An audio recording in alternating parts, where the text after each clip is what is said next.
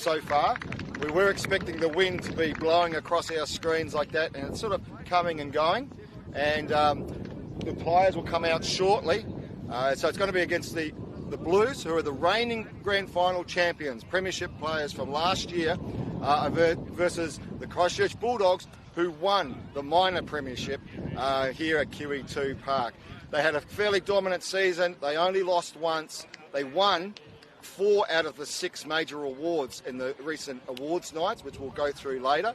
So they've got a very good young team. They're fit, they're mobile, and they beat the Blues twice out of 3 times. So it was a bit weird with the scoring. The first round one, the Bulldogs beat the Blues 66-48. In the second game, the Blues beat the Bulldogs 66 to about 50, and then in the third game, the Bulldogs won 77 to about 50. So it's 2 versus 1. Blues finishing second, and the Bulldogs finishing first on the ladder. But here we go for the national anthem for the Canterbury AFL Grand Final 2024. Can I have the mic?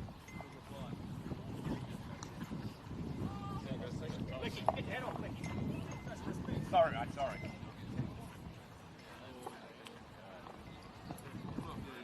We got a microphone for you? We haven't got a speaker. On the camera. Is there a loudspeaker, is there? No, I thought you were playing it off that speaker. Yeah, I am, but I need a microphone to go into it. That's what I thought. No, that's the microphone there.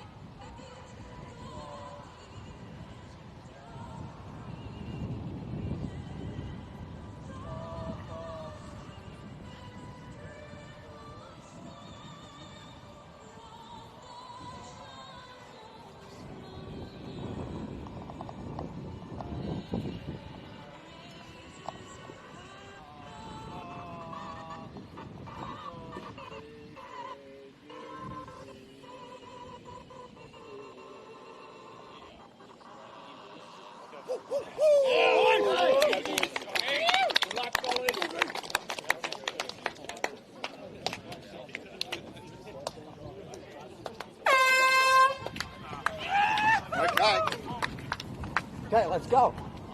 I'll get the head. Get that. Okay, cool. Oh, do you want to take that camera and you can go to yours? Right.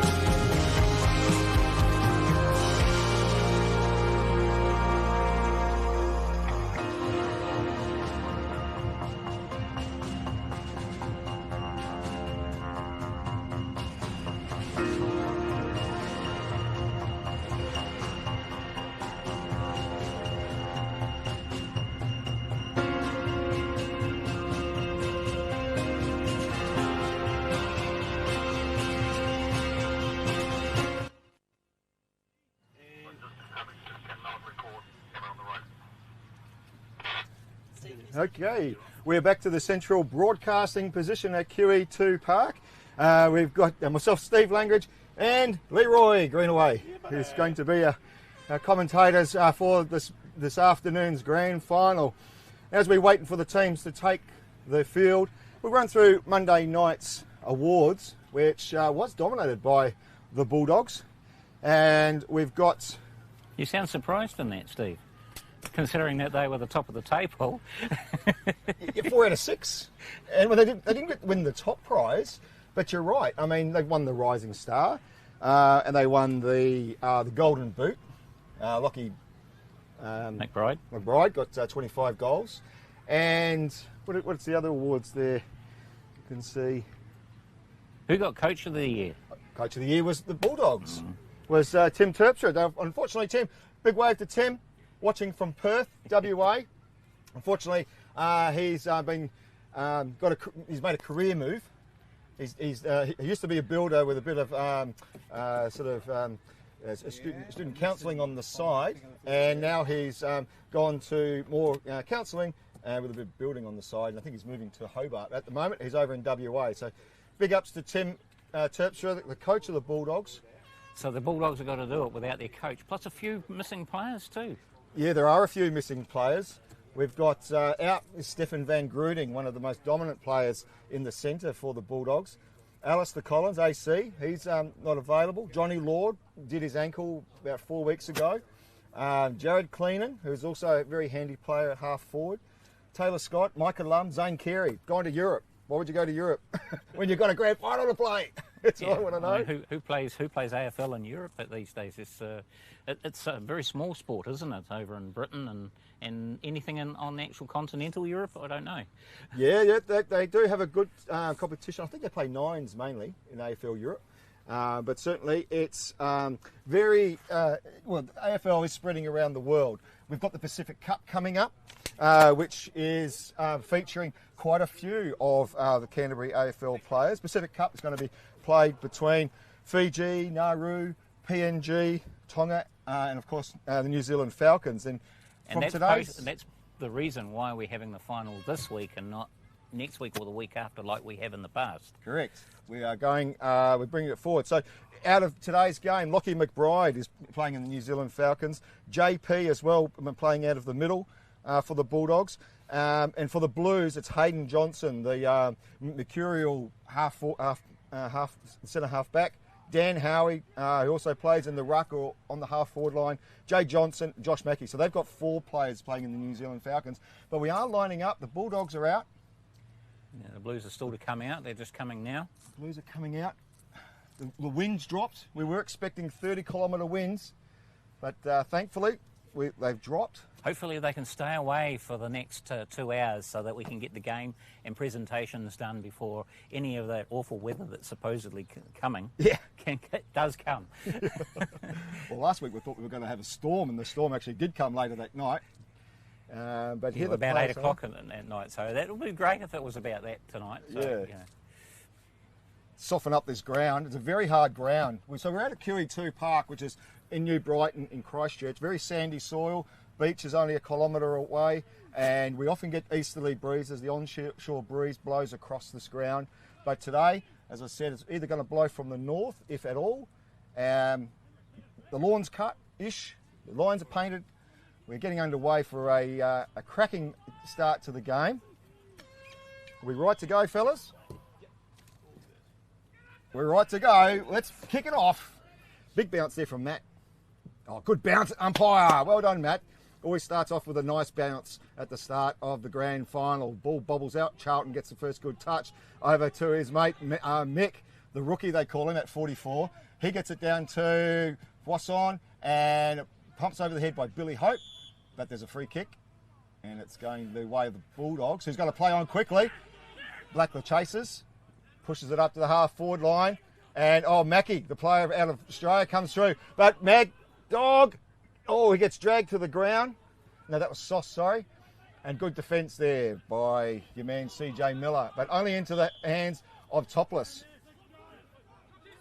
Topless now on the half-forward line, pumps the ball into the deep 50. Oren, over the back. doesn't control it. CJ bounces around the pocket. Someone tries to soccer it, goes nowhere. Comes out the back, over his head. The rookie of the year, skies it high. Doesn't go anywhere. Gets punched out now by Hayden Johnson. Out to Nick Bewley. Nick Bewley centres the ball. Puts it back inside. Charlton bothers him. Oh, here comes your man Matt Johansson, the man of steel they call him. Only as far as the centre, and good juggling mark there by Charlton, who plays on quickly. Charlton goes down the far side, and it's heading towards the boundary, and we are going to have a boundary throw. So who we got on the boundary over the far side? We've got a couple of new people to come in and help us with the boundary umpiring on the far side. We've got the sons of Sam Hurley. So Matt's been able to get a couple of extras into the boundary. Ball comes down on the wing, but it's not going far. There's a free kick paid towards the Blues. Someone's been held. Looks like it's going to fall into the arms of Casper, the ghost. Pushes it back into the middle, and he finds his man. And Joe Huppy. Joe Huppy is playing on. Oh, that is costly. He was calling him to come back. He didn't come back. He didn't listen. So 50 metre, and it's going to be about 10 metres out from the goal. So this is pretty much a sitter, and we've seen people miss them this year though from here, which is interesting enough. So let's have a look and see how Joe goes, and he's got it in. So Blues are on the board first, 6-0, 1 goal, 0-6 to 0 for the Bulldogs. Good start for the Blues. I'm actually very interested in how this first quarter goes, because both teams throughout the whole year, the first quarter, they've let the opposition into the game a lot more than they should have, and they've just closed the way on the second, third and fourth quarters. But yes. So it could be vital this first quarter, because if one team gets a lead... Yep. Henry throws up, comes down to Johnson straight at the front, pushes the ball deep into the 50, finding Mad Dog. Mad Dog in front of Buzz. Takes a very good defensive mark. It's not often that you can get ahead of Buzz, is it there, Steve? He's so often very good. Puts it into the collision zone. It bounces off hands. Charlton is able to get out of the tackle from Becky. Pushes it to our favourite pocket over there, but only as far as Matt Clough. Matt Clough further up the wing, goes over Bulldog's head, and it goes out of bounds. Yeah, well, we saw the Bulldogs obviously get the ball down into their forward line pretty easily there before, but they couldn't convert. It's that last little bit to getting past that last line of defence was the stoppage over there. That's right, yeah. And that goal, really, that was just a silly, 50 metres that they were able to score there. So, grab out of the... Which way is he playing it? Okay, yeah, played it for the Bulldogs. Blues, Big Phil grabbed it out of the ruck, but didn't do anything with it. Gave away the free kick. Punches it up the wing. Nice big mark there from the Bulldogs. He looks around. They stream forward to the 50. He plays on, goes around his man on the mark. He pushes it into the 50. Bounces. But, here comes... It's our man. Matt Little? No. He always dyes his hair for the grand final. Connor. Yeah, Connor's got a shock of white hair. Last year he had a shock of blue hair. This year he's gone the peroxide. Yeah, why is he not gone for Blues, since considering that he's playing for the Blues again?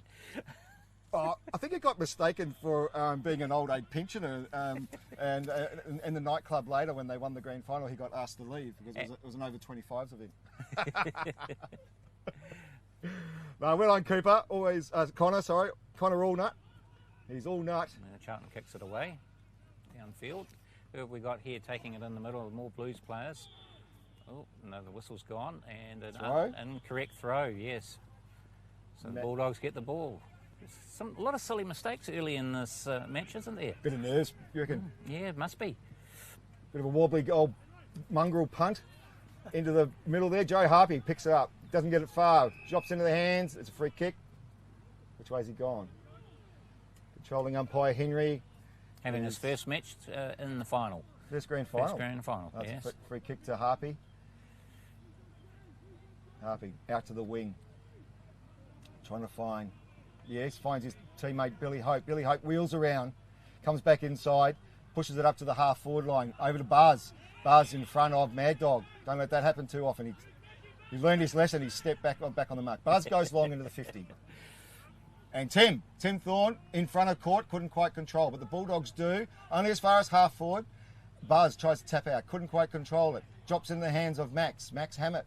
Big hands, bounces into Jay's legs. Jay gets taken off the ball. Taken out around the ankle there too. I would expect that to be called because he had the clear run.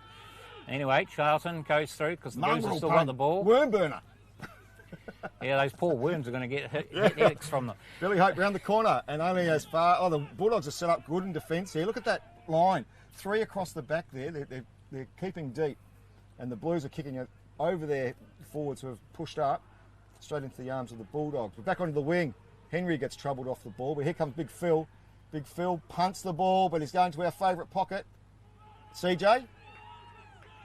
Well, it's going to be an interesting attempt at a goal by the looks of it. Is he? No, I think it's out of bounds on the full. No. He signalled out of bounds on the full. Out of bounds on the full, but... No, he's bringing it into Charlton. No, Mad Dog stands in front. Mad Dog doesn't muck around. Nice torp up to the wing again. Wish they'd play on our side of the ground for once. Yeah, there's a bit of glare coming from over there Donna, too. It doesn't help much. No runner. Go and tell them to bring the ball over here. That was kicked out of the hands. Yeah, so they were going to have a free kick. Oh, he's going to give away 50. Oh, there we go. That's got to be a 50, sir. He's paid the free kick and he's handballed it away. No, he's not. Well, he's lucky there, so it's going to be... They're very lucky. Okay, Mad Dog now pushes the ball into the centre of the ground. Goes over the head. Finds Harpy. Harpy on the left. Pumps the ball into the 50. CJ. Round the corner. Another low one, but it's not going to go anywhere. They bumped into each other. Friendly fire, sir. Charlton cleans Yeah, up, Charlton. but he Gets doesn't get the blocked. kick away. Yeah, of Larissy. Larissy still over the ball. Dives on it now. Now, you're actually allowed to do that and dive on the ball. Oh, you've got to get rid of it. If they tackle you, it is done. He's being dived and he is pinged. No. Yes. The Blues have got a free kick. He's dived on it. They've tackled him, and he's got to get rid of it. So Larissy gave away the free kick there, and Jim O'Brien pumps the ball into the forward line. Bit of a push in the back. I might have played that, but Mad Dog got the ball. He pumps the ball over the head. And the race is on. Here goes JP. JP, who missed the last year's grand final because of injury. Doesn't only go as fast as Charlton. He pumps it back into the 50 and bounces off his head. Oh, Buzz puts his hand out, ducks his head. Can't be. Yes. Oh, this is a dangerous ball up. Yeah, right underneath the goal sticks there. Let's hope that Matt doesn't throw the ball and it goes into the one-pointer. Haven't seen that happen this year. Oh, Buzz! So so smart! You've got a what a beautiful goal! You've got a man up on him outside of his right boot. He's got the second goal for the Blues. 2 goals, 0-6 for the Blues. 12, sorry. To zip, all donuts. All donuts for the Bulldogs so far. It's early days yet, Early days. Hey, thankfully, Sweaty's got my text last night and says, make sure no one stands in front of the scoreboard so we can read it.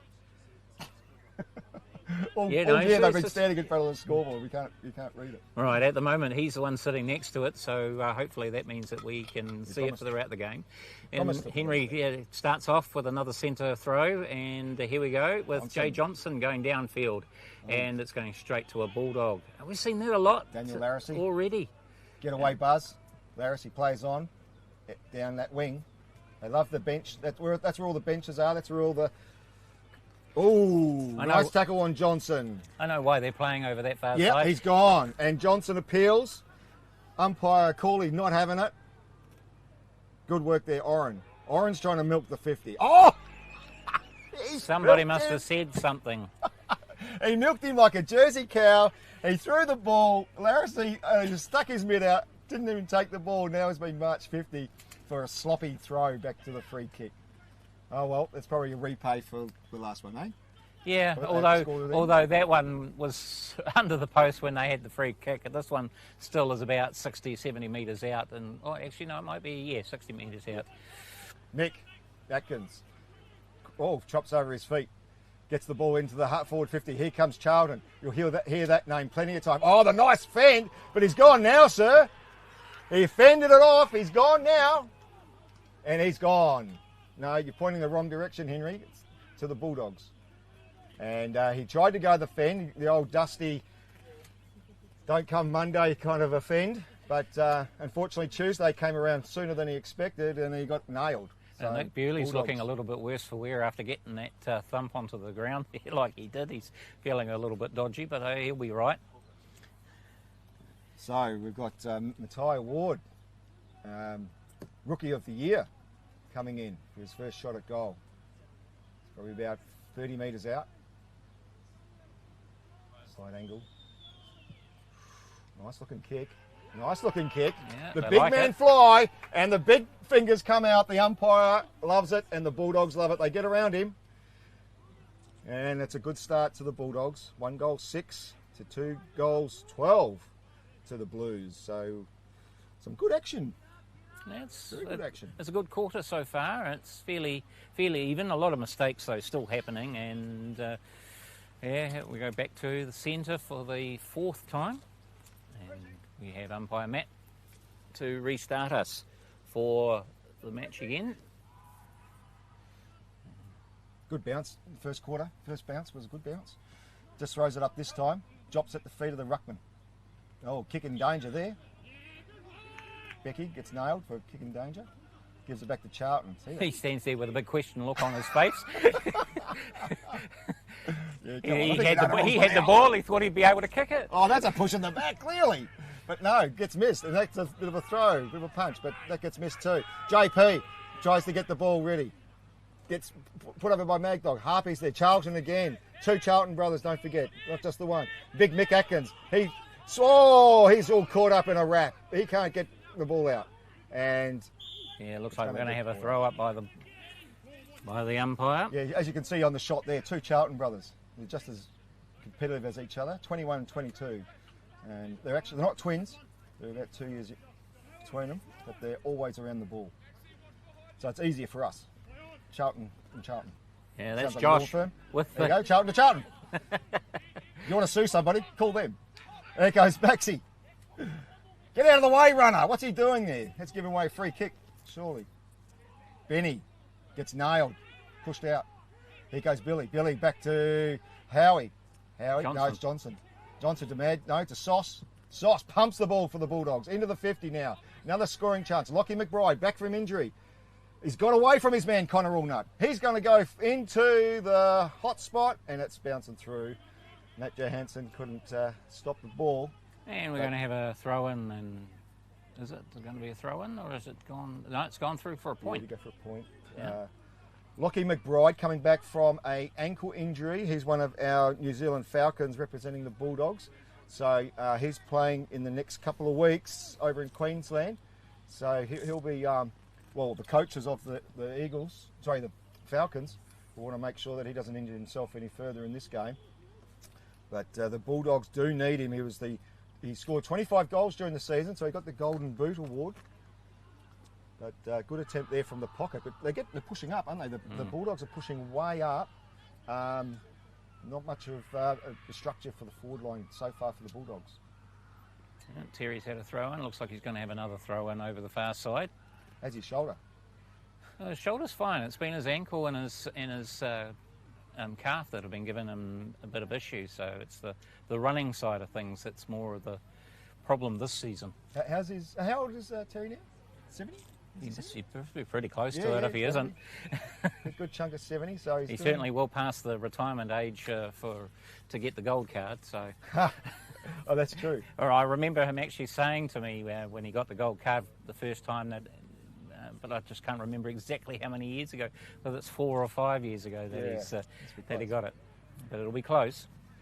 The Bulldogs back into attack, into the 50. Oh, nice mark. Oh, didn't quite drag it down, Hayden Johnson, but certainly took the fly, and they found a free kick. It's to the Bulldogs. Well, here's a chance for the Bulldogs to go to the front for the first time. Nick Bewley? No, it's going to go back.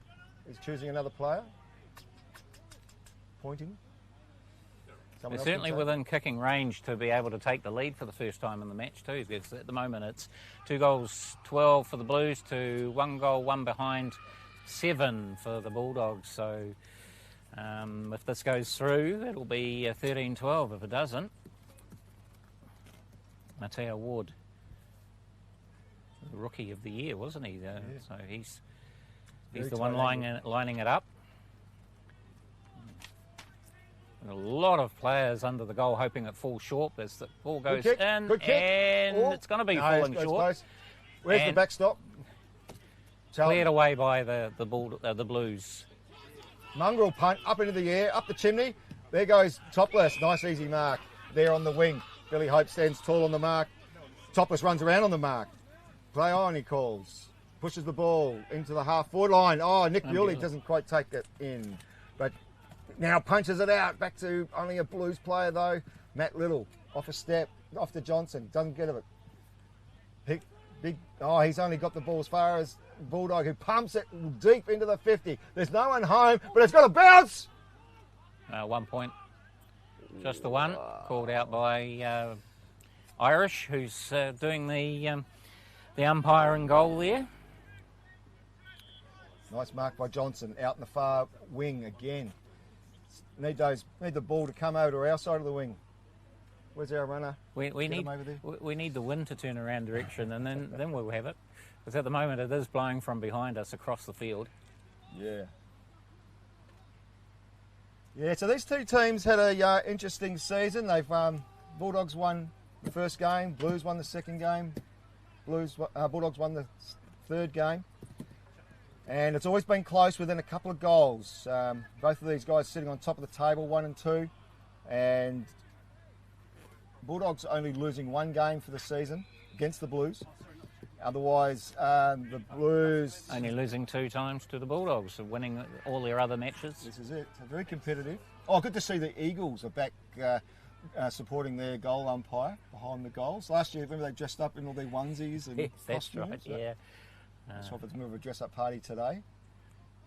Great carnival atmosphere down here at QE2 Park in New Brighton. If you're in town, come down. It's a great day. Not very breezy. We've got a food truck, we've got an ice cream truck, we've got a coffee van. It's all happening here at QE2 Park, so come on down. Oh, he got absolutely smoked. The captain of the Bulldogs had his shoulder put into him. And poor Henry's gone down like a pack of salts. And Charlton now to have a kick on goal about 40 metres out. He loves that, puts his shoulder in. They're all rugby players, of course, so they love that just as much as kicking goals. Oh, of course. Charlton now. And it goes. Whoa. Oh, do they like it?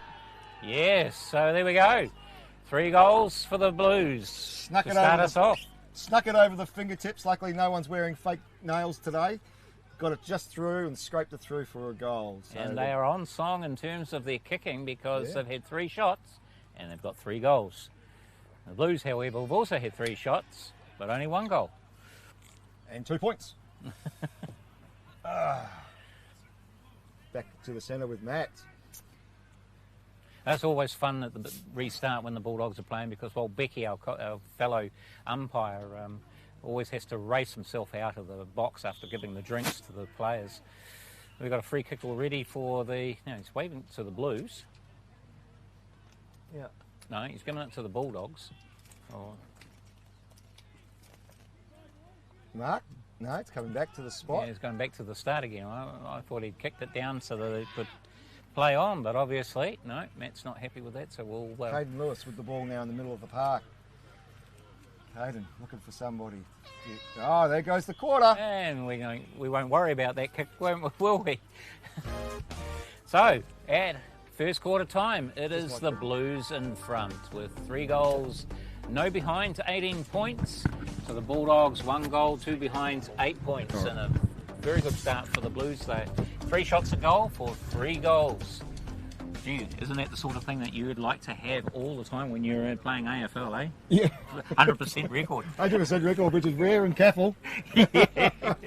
Hey, on the camera we've got young Spencer.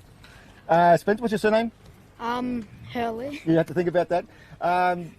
Spencer, your father's in the committee. and he said you could come down and do some commentary for us. Do you love your AFL? Yeah, I love watching AFL and stuff, so Yeah, good. I just came to see how you guys do it and stuff. Yeah.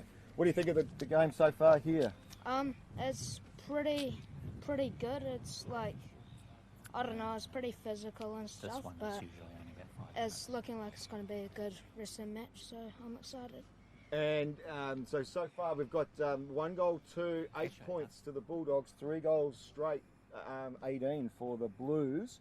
Do you see any of the teams, being dominant at this stage? I'm not sure. When the Blues go into their forward 50, they've looked like better attacking and stuff, but yeah, I think still any team could win it, so yeah. Yeah, definitely. We've got a bit of a breeze blowing from the north, and as you see it on the camera from right to left.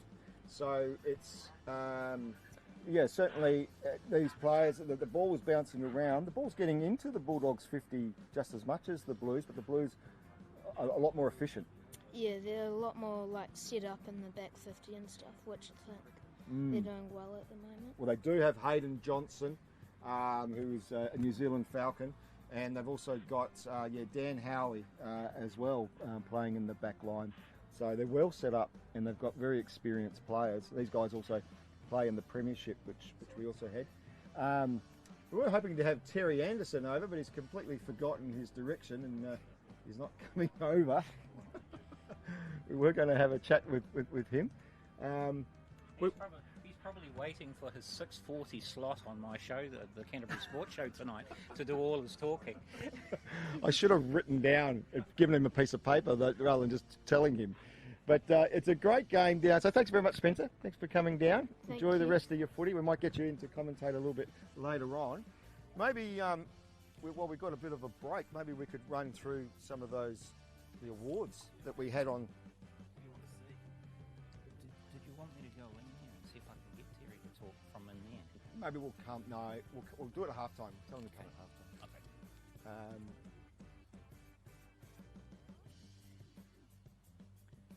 Yeah, okay. So starting off, we had our awards night at the Beerley Quarter in town on Monday night, and we'll just run through the CAFL Best and Fairest Women's.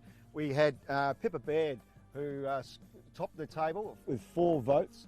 Now, they had their grand final last night, and someone forgot to send me the text of who the winner was. Perhaps we'll get that up later. We also had Courtney Kirsten, who had a great season, and Demi Sultan, who also scored 4 votes. So a 3-way tie for the CAFL Women's Best and Fairest there on Monday night. Might click over to that awards. Yeah, that one there. And you can see there on screen, Pippa Ward for the Panthers, Demi Sutton from the Dolphins, Courtney Cusson from the Dolphins, and I can't quite read their names, unfortunately, it's such a small screen. I should have been more prepared with my own screen. I've got it, I know what to do. All right. You watch this, mate. You watch. We're all family. Oh, it's just because it does get. That's all right. All right, so Claudia Holland for the Dolphins and also Naya. Oh yeah, Naya had a good standout season. We are coming back for the start of the second quarter, so we'll probably go back to the action. I'm going to grab a bottle of water.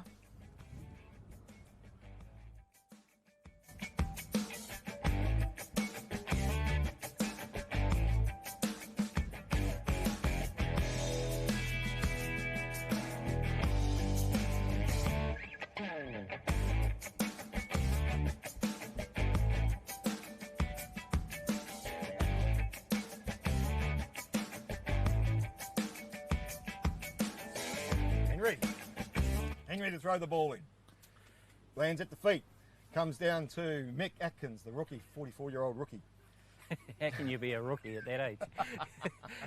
The Blues can do anything. He played in Baffa, so he's, yeah. Anyway, Johnson spirals the ball up to Charlton, who walks over the top and gets it to Jimmy. Jimmy on the step. Oh, that's a nice kick. What's he say? And he's just said he's a O'Brien, goal. the goal umpire, absolutely smokes it. Jimmy O'Brien, the smoky off the bench, comes on at half forward and one step booms it down. A little bit of breeze probably took the ball as well. Yeah, I think the breeze is going that way a little bit there, as well as behind us. Another ball up from Henry in the middle. Yeah, a big scrap for the ball. Finally it pops out. Who have we got? One of the Bulldogs players takes it up, tries to handball it across to one of his teammates, which looks like Nick.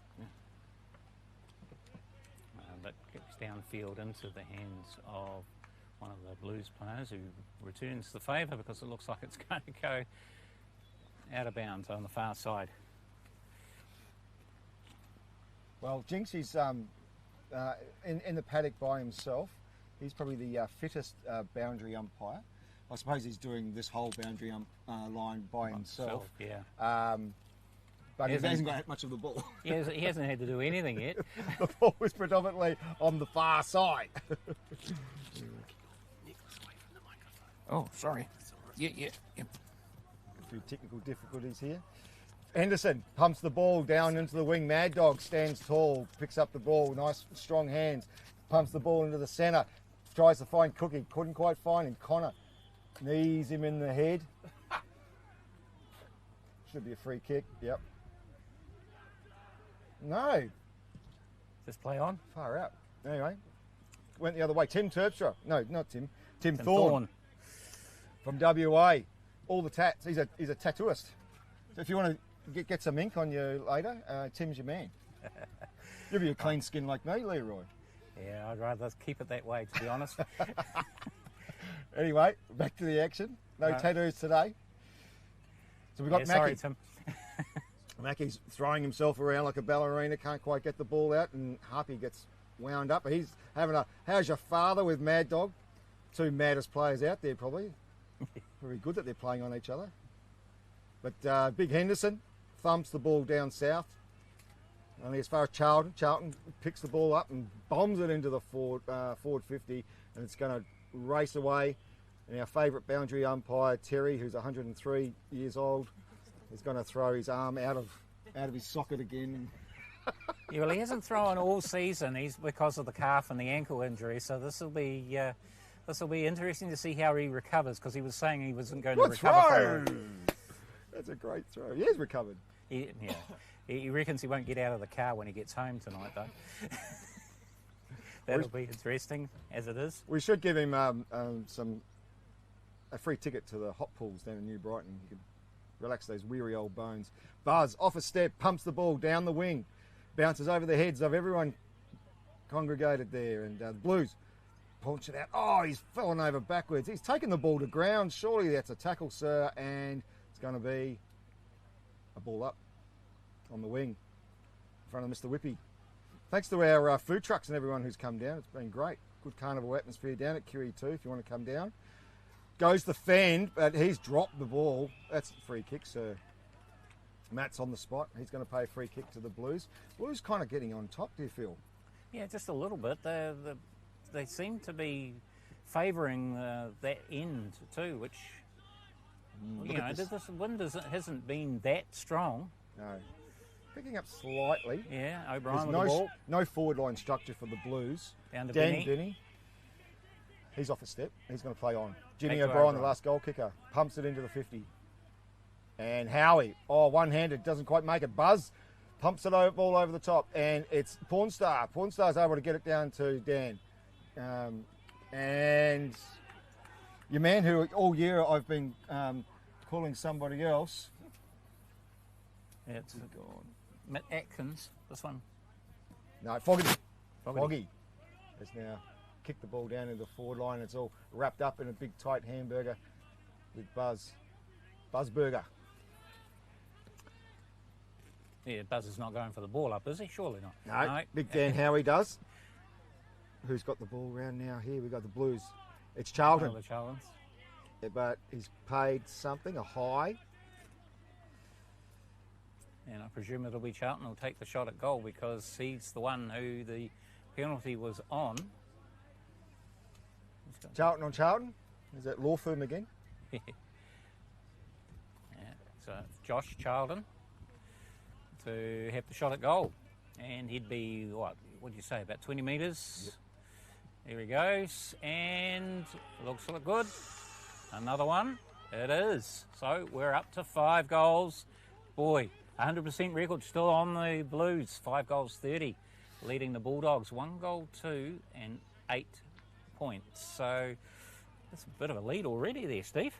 It's not looking good for the Bulldogs. The Bulldogs need to get some structure into their game. Lachlan Keating will be having to throw some magnets around and maybe stacking the back line, because the wind is favouring the south. As on your screen, it's right to left that the wind's blowing the way the Blues are running.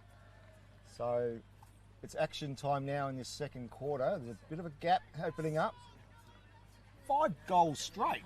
We've never had 5 goals straight, Leroy. No, I don't remember the last time we saw a team with 5-0-30 on the board. No. 0-5 we've seen. Usually see 5-10. But up to the ball. Nice tap there, Matt Little. Tries to find the boundary line. CJ, no, he bounced. Oh, no, comes back in.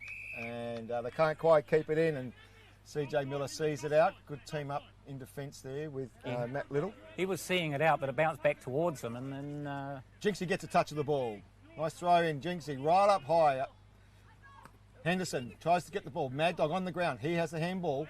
Handball off. Henderson picks up. He gets in trouble out of the ball. Johnson now collects the ball. Finally, we've got some play on our wing, and it's going over the heads of the porn star and Tierra. Charlton comes out. Handballs it to himself. Nice play. Confuses everybody. Everyone stopped. He's going to have a shot on a clear run into goal, and it's 2 fingers up. The players stopped. I think they thought it was out. But the man with the ball, Kieran Charlton, just kept running. Well, it's not out unless the whole ball goes out. 6 goals straight. 6 goals straight. This is turning into a bit of a one-sided affair.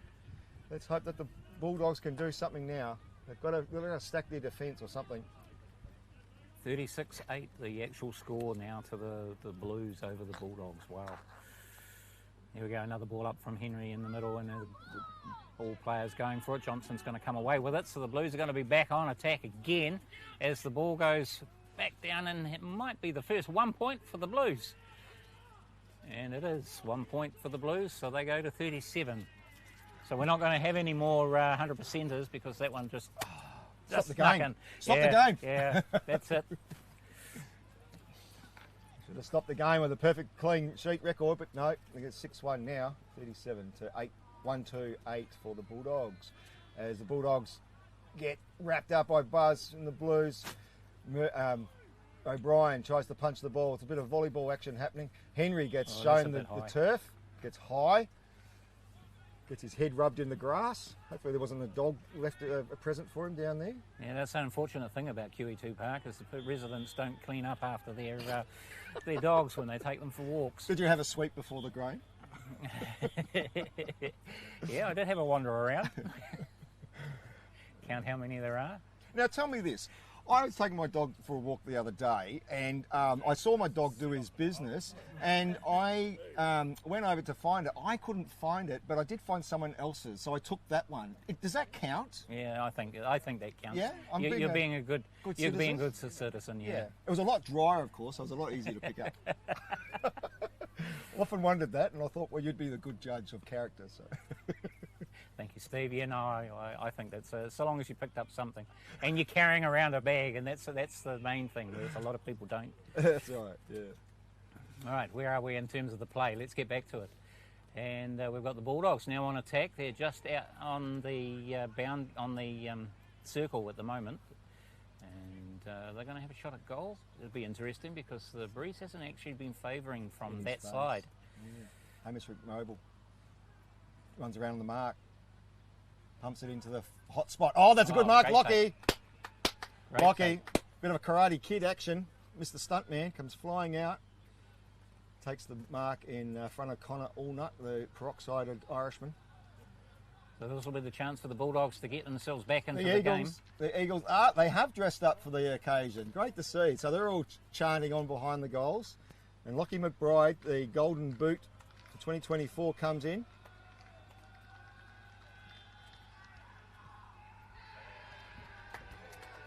Well, the boys behind the goals love it. the goal umpire loves it. He gives them the big 2 flags.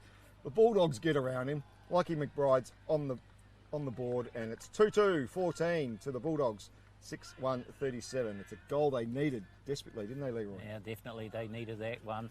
They can't take the opportunities when they're down there. They're not going to get into the game, but so they've taken that one, and hopefully that means that that's a start for them to get back into the match as we're about to restart again from the centre with Matt. Umpire Matt throws the ball up. Bounces at their feet. Oh, gets troubled off the ball.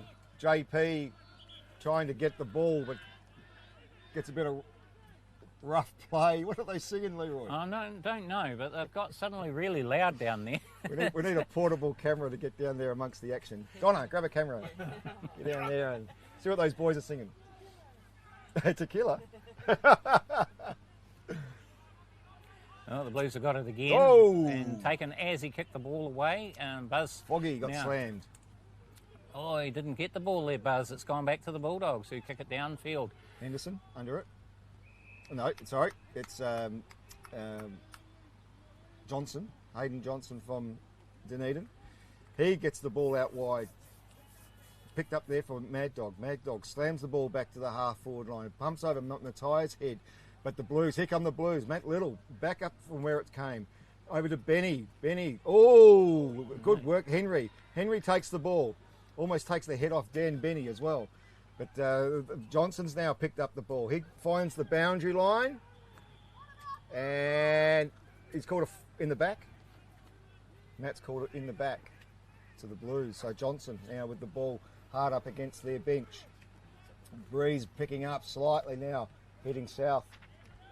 Heading the way of the Blues. So the Blues in control on the board and also have control of the weather, as say. Yeah, Henderson pumps the ball into 50. And Hayes. Dan Hayes from Dunedin as well. So a couple of Dunedin boys up for today's game for the Blues. And he's another one of the New Zealand Falcons who will go and represent New Zealand Maroochydore in a couple of weeks' time. So on a 30 metres out on a quite a tight angle. When we've got a bit of chance, I'd like to know what you think the chances are over there. Yes, and he has put the goal in a good spot, but Mr. O'Brien says only 1 point. I think they have a good chance. I mean, P&G are the Mosquitoes are always a tough challenge. The other teams playing are Fiji, Nauru and Tonga. Who should bet against Tonga and Australia in the league? That looks exciting, doesn't it? It does, yeah. Tonga have been playing very, very well in the league. Looks like there's just as many Tongans who live in Sydney as there are in South Auckland. So there's a lot of red and white flags flying over there in Sydney at the moment. So it's exciting to see them. And good on those NRL players who grew up in Australia but with Tongan heritage who have pulled on the red and white. It's fantastic for the International League. But we're playing AFL, so enough of that chat. Well, and hopefully there's a lot of Tongan AFL players who have been over in the same area learning their skills from Sydney, although the way they played in the final, that's not something to learn from. No.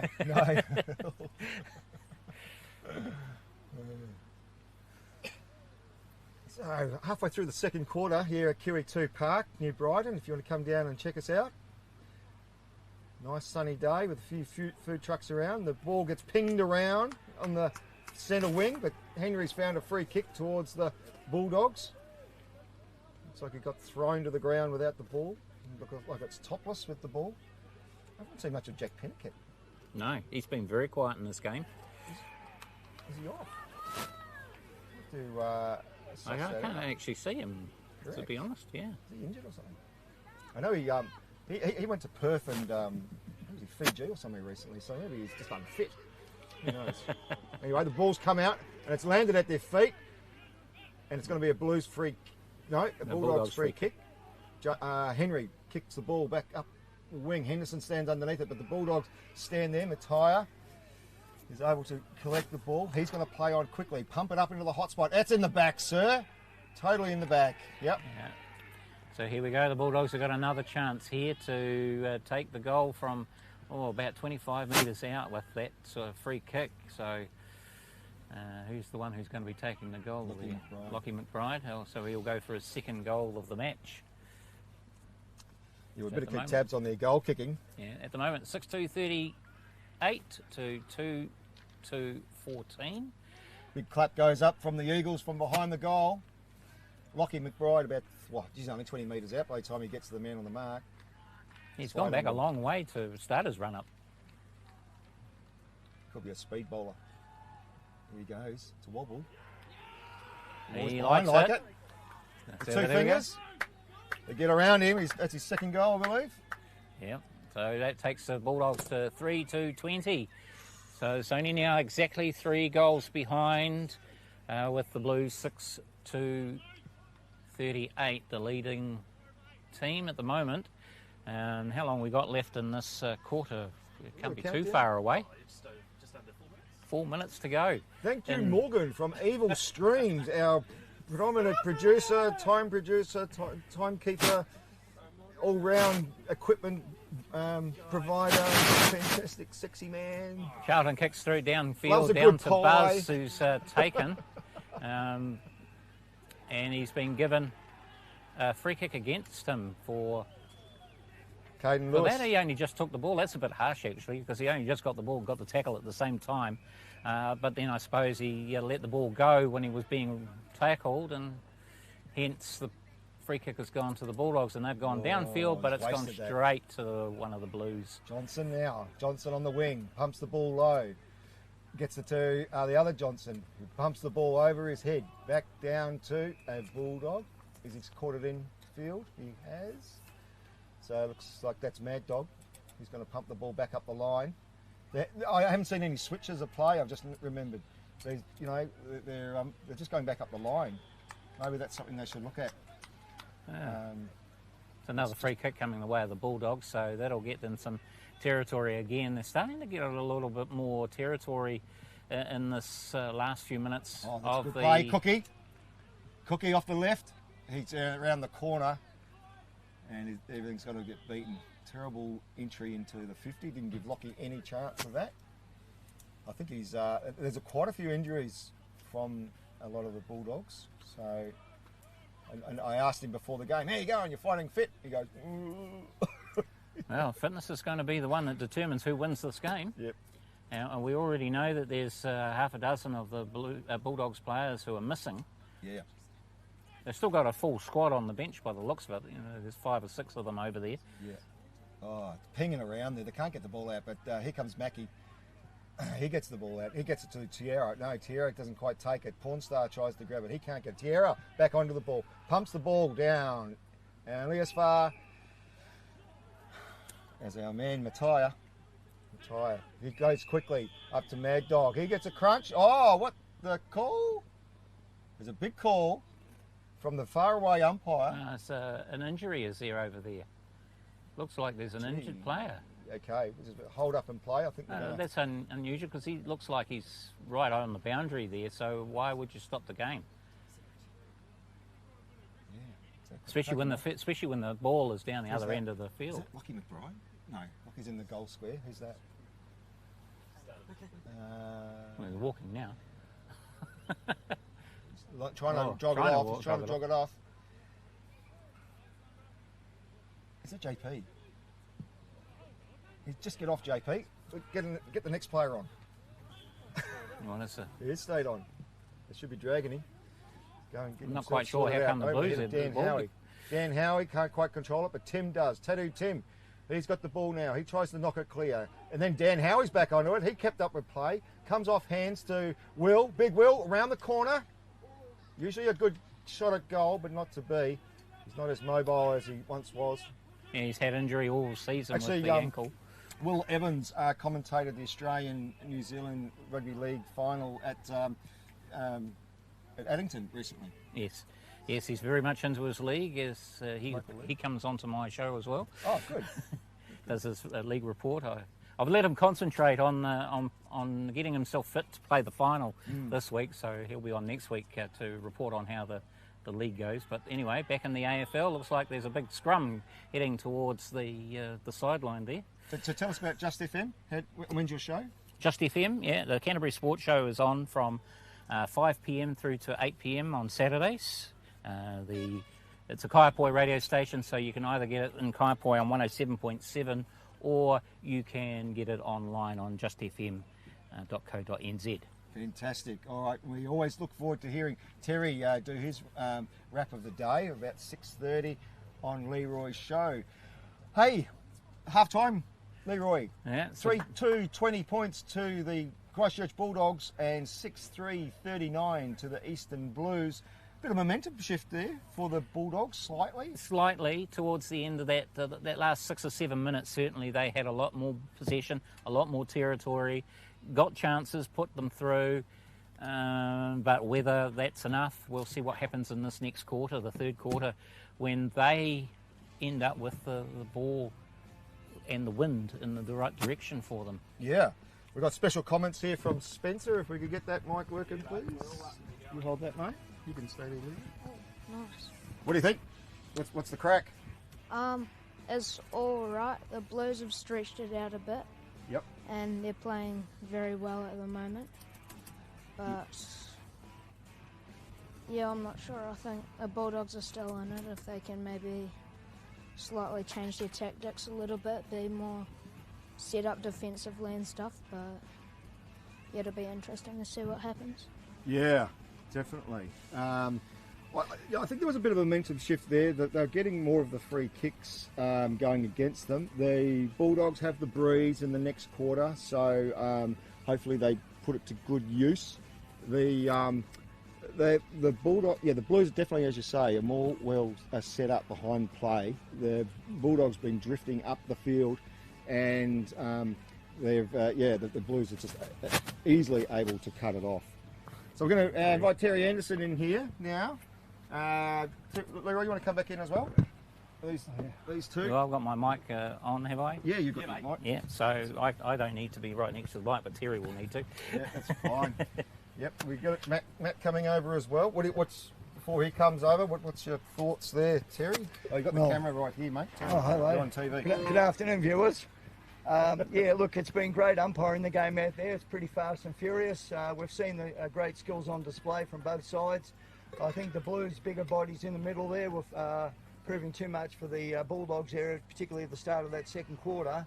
Looked like it was going to be a one-horse race there, but to the credit of the Bulldogs, they fought back in that latter part of the second quarter to get within 19 points of the Blues. So I still think it's anybody's game. I think it's going to be a team that the fittest team will probably run out the winner. But yeah, you can't write off the Blues because they've got some very cunning players. Bulldogs. They know where to Can't write off the Bulldogs. be. Sorry. Can't write off the Bulldogs. Can't write off the Bulldogs or the Blues. Or the Blues. Yeah, I think I'm not saying the Bulldogs are going to run over the top, but I think the Bulldogs have tried a few short passes that have come unstuck. Of course, kicking across ground is always dangerous at any time, but in this wind, if it gets intercepted, it's usually a goal to the opposition. So you've got to be very careful chipping the ball across the ground. And they're playing a bit of a short pass game, the Bulldogs, which again, it's overuse of the ball can create opportunities for the opposition. So look, it's a great game. It's certainly not over by any long shot, and I look forward to a very interesting second half, Steve. Yeah, we saw in that game, in that quarter, the Bulldogs' forward line was pressing up, but the Blues kept their structure. Once the ball got to their half-forward line, there was not much structure beyond that in the 50. They were finding it hard to score. They were trying to take some long shots, but the breeze is blowing into their face. Lockie was able to get a couple of goals and egg back that lead. But certainly the Blues had the advantage with the breeze in the start of that quarter. There's a slight breeze, kicking down to that forward pocket at the swimming pool end there. So I suppose you could say the Blues did have a slight advantage. But, the Bulldogs have definitely got the key forwards that can capitalise if the ball gets down there. They've got some great forwards who can kick the ball straight and long. So it's just a matter of, giving them plenty of opportunity from the midfield. I think that's where the game's probably going to be won, in the midfield, because, the Blues have got some very old heads, big bodies, and they're just bulldozing their way through the tackles, which is pretty hard to stop. Yep. But, look, I think if the Bulldogs can keep the ball out wide and use their pace, I think they can probably run the Blues off their legs. But it's going to be... third quarter is going to be a big one, isn't it, Steve? That's the right. Championship quarter. So we're lucky enough here at CAFL to also have commentary from our umpire. So Terry Anderson, the mercurial boundary umpire, also now bring in the central umpires. We've got Matt Corley and Henry. who is going to have a seat, fellas. The camera's over here. So just I suppose your thoughts on what's happening out there. Oh, look, it's a quick game. I'm finding out my fitness level today, and it's a lot warmer than what we might have anticipated. But it's funny when you're a field umpire, clearly you're watching the game, but you're not watching the game, you're watching the play, and it's two different things. So I guess from my perspective, Steve, the thing I've taken away from it so far, it's quick. It's not as skillful in some cases because it's quite competitive on the ground, but when it gets into open play, both teams are moving it. And I don't think there's been one dominant team, even though the scoreboard would show one team in front over the other. I don't know if you'd say they've been dominant so much. It's just that they've maybe had more opportunity and they've taken their opportunities when they've had them. When was the last time you saw 6 straight goals being kicked in CAFL? Oh, yeah. If that's what's happened, then... 6-0 they were. Right, Yep. yeah, no, it's something... Yep. Exactly, it's something you don't notice as one of the field umps, so that's interesting. Yeah. What do you think, Henry? What's been your takeaway for the football out there? Yeah, first and foremost, thank you for guys coming over here. It's really hot, it's really humid, so yeah.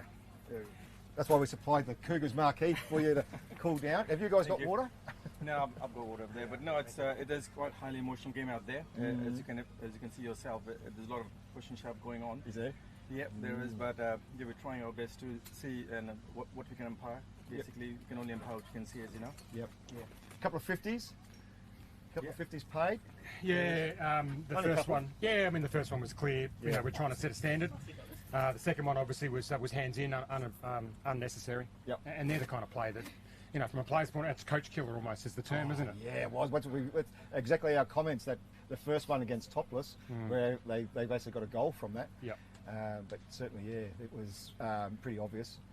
Yeah. I mean, they've been playing it all year, you know. Well, I suppose in a final like this or a game like this, you want the standard set early, and then the challenge for us as umps is to maintain that consistency. If we see it again, it's got to be paid again. As the game goes on, it gets a bit slower because the energy levels drop. So one would hope that doesn't happen because they get a bit more tired, and you know the energy to move off the mark is not there. But at the end of the day, if it's there, it's not our fault. We've got to adjudicate it the best we see possible. Yep. Yeah. Oh, excellent. So, well, the wind's now picking up. So the early forecast was a 30-kilometre breeze from the north, and the Bulldogs will have that advantage for this quarter. And they're 3 goals, 1 down. So they've got to make the most of it. And we were just commenting that the Bulldogs sort of lost their structure in their back line or their forward line up here. They pressed forward, and when the ball got to their half forward line, they couldn't get it over the top to make it an effective score. So get it on the boot, get it long, use the breeze, get it downtown. Well, they say the third quarter's a premiership quarter, so we're probably about to find out where both teams stand. Excellent. Hey, thanks a lot for your time. You guys Cheers, need mate. some water. It's been great chatting with you. Thank you. Go well. Excellent stuff. And good luck for a second half. And they got the 2-minute warning now. Two-minute Get warning. back.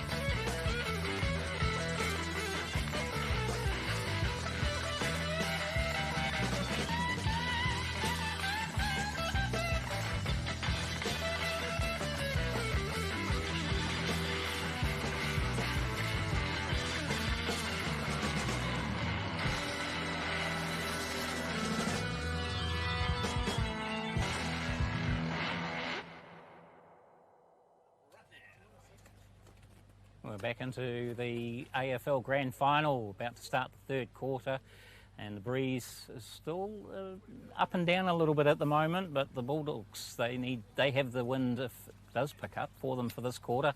They trail by 19 points. It's 39-20 at the moment at half-time as the umpires get themselves back into the centre to restart the match. Interesting, during the half-time breaks that the Bulldogs were out in the sun, no shade for them, whereas the Blues were hogging up to the School of Gymnastics building trying to get as much shade as they could. Yeah. Bulldogs working on their tans. Here we go. So the second half about to start, and we're going to have Matt Corley give us another bounce. Yes, he is. Oh, not good too bounce. bad. Good bounce. And the players, it looks like Johnson's away with it, needs to get rid of it and go straight to Kieran Sheldon. And he is trapped there as we get the ball back to the Bulldogs now, start to run away with it. Max pumps the old ball into the 50, finds Lockie. Lockie could get another tap. Does he take the mark? No, he doesn't. Gives it back to Cookie. Cookie on a step, pumps the ball into the hot spot. But who's there? It's Matt Little. Matt Little's trying to push the ball to the boundary line. He's got Bulldogs after him. Pushes the ball around to the 50, deep on the pocket. Hayden Johnson dragged down as he kicks, and the ball goes up to Jay Johnson back in the action again. Geez, Jay's having a good crack of a game. Pumps the ball over to the half forward line. Mad Dog there, cuts it off, puts the ball forward in front of him on the wing, tries to get it out. That's a push up. Oh, sorry. Just a few technical adjustments to the microphones so that we can get a better feed for you. A bit of interference is just copping in there, so hopefully you can hear us a lot better now. As we get the ball up in the air again from the umpires. Over on the far side it goes, and who's going to... Dan Benny. Phil Henderson. Phil Henderson now on the left, pumps it into the hot spot. Dan Howard punches the ball over the top. But Mad Dog there for the doggies. I asked him what his real name was. He says it was Mad and Dog earlier before the start of the game. So Tierra tries to pick up the ball. He's on the ground, pumps the ball out. Mad Dog now. No. Rolls over his back. Henry's given all. No, Henry's got the free kick. Henry's been given a free kick. He was taken around the ankles, but then I think that was an attempt to play the ball rather than play the ankles of the player. So it was a bit harsh. Charlton lining it up, but he didn't take it. Goes straight to a Bulldogs player who goes downfield with his kick, and we've got two Blues and one Bulldog player in the defensive line down there of the Blues, and Blues come away with it. Up to the wing as the Bulldogs and Blues tap a ball back down in front, and then the ball gets onto the boot. It's going to the 50, but only as far as Billy Hope. Billy Hope don't mucks around. He plays on. Oh, he gets met downfield. That's stupid play. And it's going to be Cookie. And it's going to be a free kick there too, where the ball landed. Harpy with the ball. So late. Blackley. Oh, Blackley went straight through the breadbasket. He still controls the ball now, and Tierra's done a good job shepherding. But he's pumped it into the further around the wing. We've got Dan Howard. He's met strongly by Beck. Didn't know prior. You know, that's one thing I've noticed this year. The balls have been a lot slipperier than in the past. It's been all season they've had a lot of trouble maintaining grip on the AFL ball. We do play with new balls, so that's probably... These are brand new balls. They're very slippery. Harpy off the left. Pumps the ball into the hot spot, but no, the Bulldog couldn't quite control it. Gets bounced out of there. Charlton, he tries to grab the ball. It's bouncing around. He's got the ball now. Goes through traffic. He gets slung carefully to the ground, and he gets the kick over to Dan Hayes from Dunedin. And he's going to have a really easy kick at goal from about 15 metres in front of the goal. And again, as I said at the beginning of the match when we had the first one, we've seen people miss from there, but you can't get much easier than these ones when they're right in front like it is. And the kick looks good, straight down the middle, and another 6 points to the Blues. 7 goals, 3-45, leading the Bulldogs, who have got the scoreboards blocked at the moment. 3 goals, 220. That's right. I thought it was 20. But we're out to a 25-point lead for the Blues, and it's going to be a restart at halfway again. Henry to take the ball, throw it up with Sauce and Phil Henderson in ruck. Yeah, I thought he was going to bounce it then. I don't think he's ever bounced it. No, I don't think he is. Oh, Dan Nice. out of the forward line, comes up, doesn't quite control it. Matai goes backwards. That's a dangerous ball. Beck slams his way through, doesn't quite get rid of it. It's play on. Matai pumps the ball only as far as Harpy. Harpy gets bounced off by Topless. And, good mark there in defence by Mad Dog over Buzz. Mad Dog pumps the ball onto the far wing. There's Jack Pennicott. Jack Pennicott's trying to get himself into the game. We haven't seen much of him at all. So, ball's scrapping around there in the half-forward line. Cordy now. He's been he quiet lost today. The ball. He did nothing. And Mad Dog's free kick. Mad Dog up the wing. Yeah, straight to a Blues player, though. Rookie, the 44-year-old rookie. That's a nice kick by him. It's actually got players there from his team, which we've been lacking a little bit. Tierra. A bit of a fight for the Blacklar, ball. the goal snake. Can he? No, he cannot. I thought he was going to hook it round his body. He's always good for a few kicks over the, if a mark comes over the back, he's always generally there, or him or DJ Kilden. It's out on the full too, so it's going to be a free kick to the Bulldogs players. They're going to have a clearing kick. He's not going to kick it yet. There he goes. Big Tim, Tattoo Tim pumps the ball 50 metres, or at least over 60 metres with the breeze into Luca Dixon. Luca now pumps the ball down the wing and finds, is it Max? Max now searches what he's got. He's kicked, he's played on now. He goes around. Mackie can't make anything of it, but ball falls into the hands of Nick Bewley. Nick Bewley gives him a fend. He gets swung around in the tackle. The ball goes into the deep pocket. Connor Allnut with the peroxide hair pumps the ball out at the fence, back for the Blues into the arms. A juggling mark for Charlton on the wing. Charlton straight up the guts.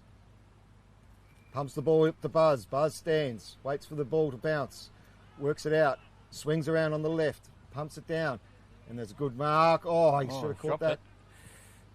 Pumps the ball back from whence it came. It's bouncing over their heads.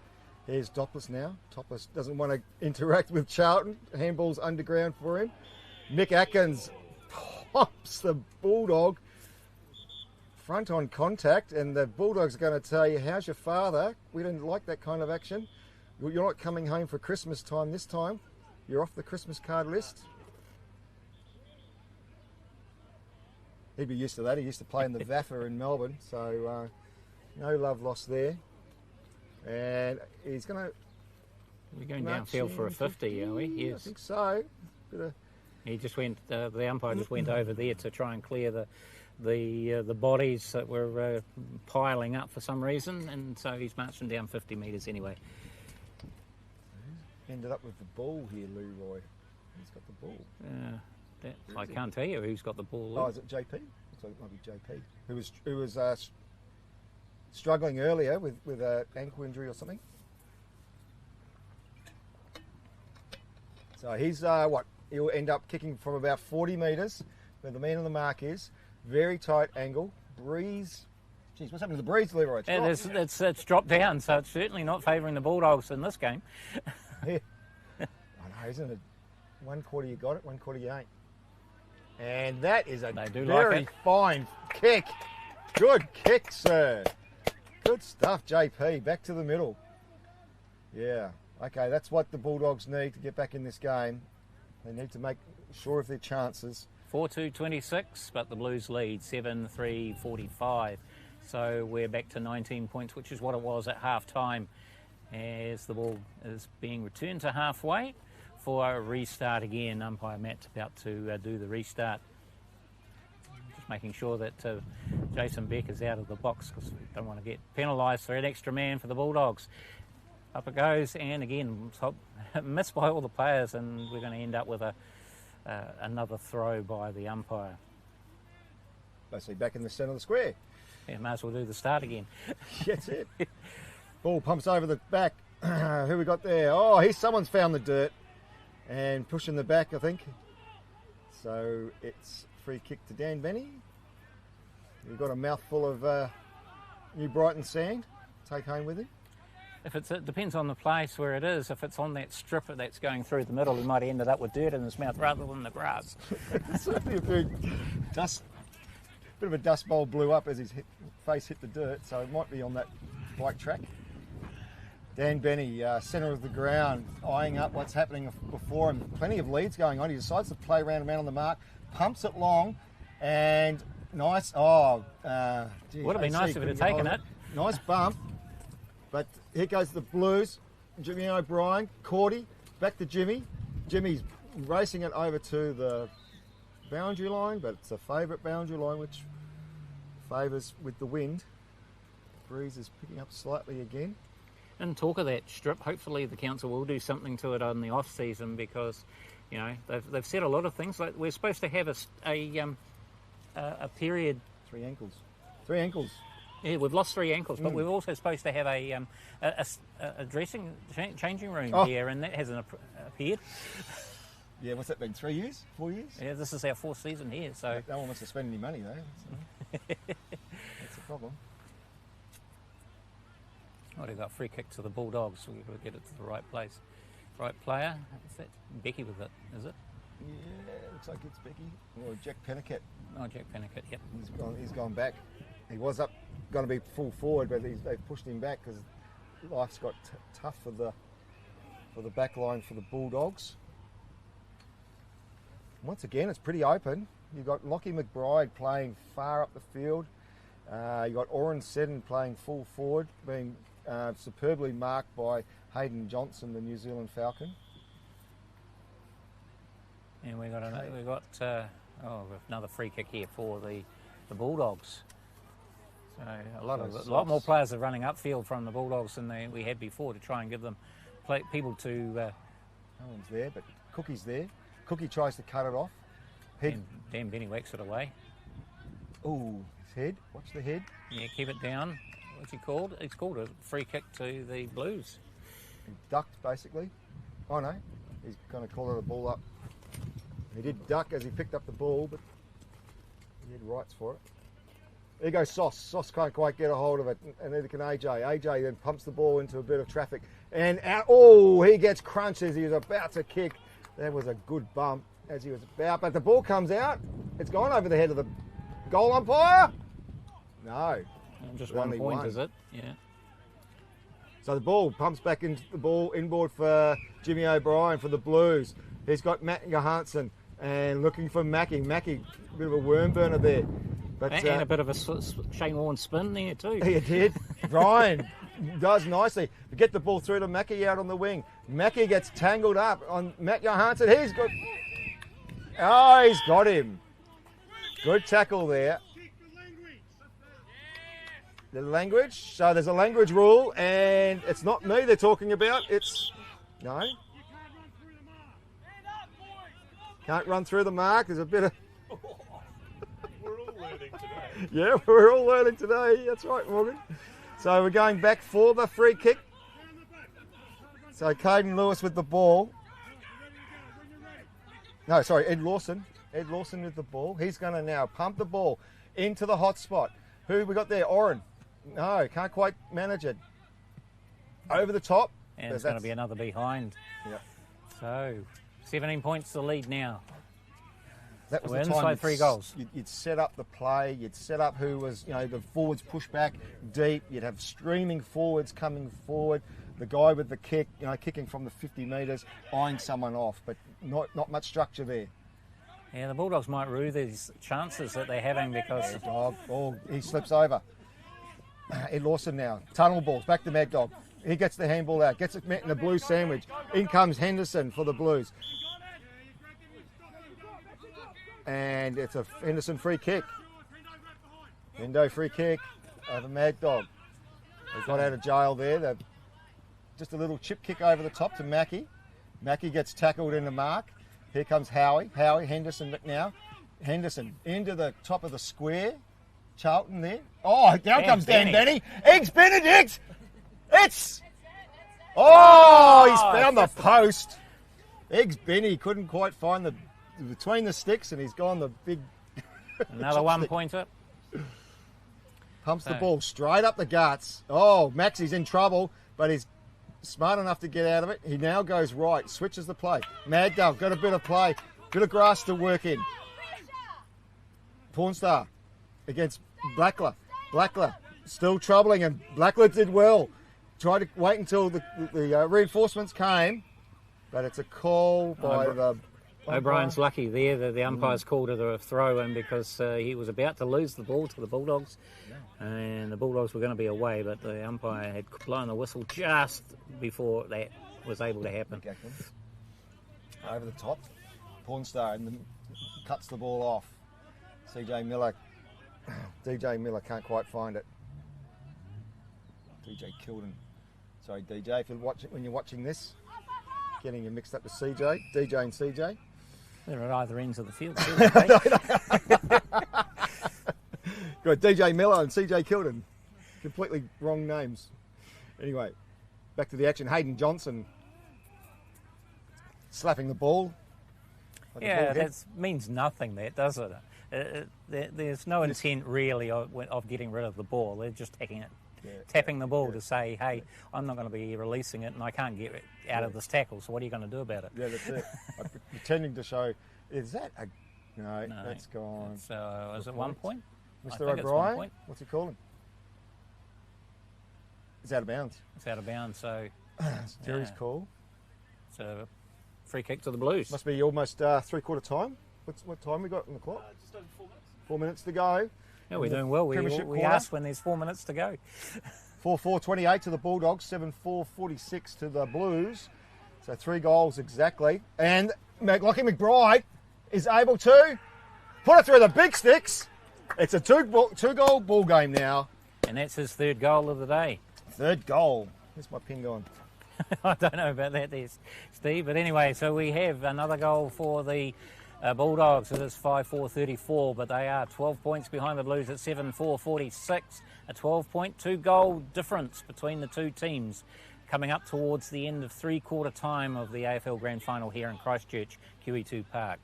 And plenty of room out there if you want to come down and watch for the last quarter, which is only a few minutes away. Ball drops at their feet. Johnson ducks their head, kicks the ball out to the wing. Buzz is there for the Blues, falls to the ground. Becky, he pumps the ball forward, but bounces in his favour. He's able to pump the ball down the wing, and it's looks like it's Nick Bewley. No, slaps the ball out of bounds. Yeah, this breeze is up and down. They definitely needed that goal just there. They're within touch now, 2 goals. They need to use the win for the last 4 minutes too of this quarter, because if it stays like this, the Blues will have the win behind them in the last quarter, which won't help the Bulldogs.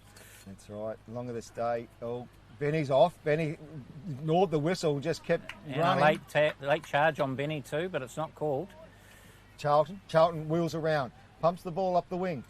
It's racing. It's Howie versus Mad Dog. Howie, who ran up the what's the steepest hill in Dunedin? You mean Baldwin Street? Baldwin. He ran up Baldwin Street for training because he's down in Dunedin, couldn't train with the Blues. So he decided to run up the steepest street in New Zealand, or if not the world. I think we've got the steepest street in the world. At the moment, it's called the world. There is one somewhere over in Europe that's trying to claim it, and it goes between them. I don't know why they change it. It's either one or the other, guys. Henry Russell comes out only as far as Benny. Benny pops the ball up into the hot spot, and DJ nice is popped the ball over the top to Blackler. Blackler diving free kick. Is he calling it? Henry, what are you calling it? It is a free. It's a mark. So and nice right little chip kick over the top.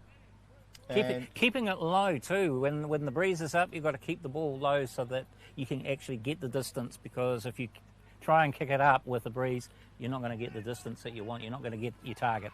Timed perfectly through the big sticks into the Eagles grandstand. And they are very quiet with that goal, aren't they? Who do you think they're supporting? Yeah. Not the Blues. All right, 8-4. There's 2 teams out there. 8-4-52 to the Blues. They lead now by 3 goals, 18 points over the Bulldogs, who are on 34, 5-4-34. So a couple of minutes to go in this 3rd quarter, the premiership quarter. Lachie McBride's kicked 3. But can the Blues hold on to, or can the Bulldogs shorten this lead in the last 9 minutes of this quarter? Yeah, they haven't been able to. They've only been able to get 1 point on the Blues in this quarter. You know, they had a 19-point deficit, and they were only 18. Correct. So it hasn't worked well for them. Pennicott pushes it wide over to the wing. Ball's racing away to the boundary line. No, he's able to pick the ball up, pumps it back into the 50 in the deep pocket. Deep pocket for the Bulldogs.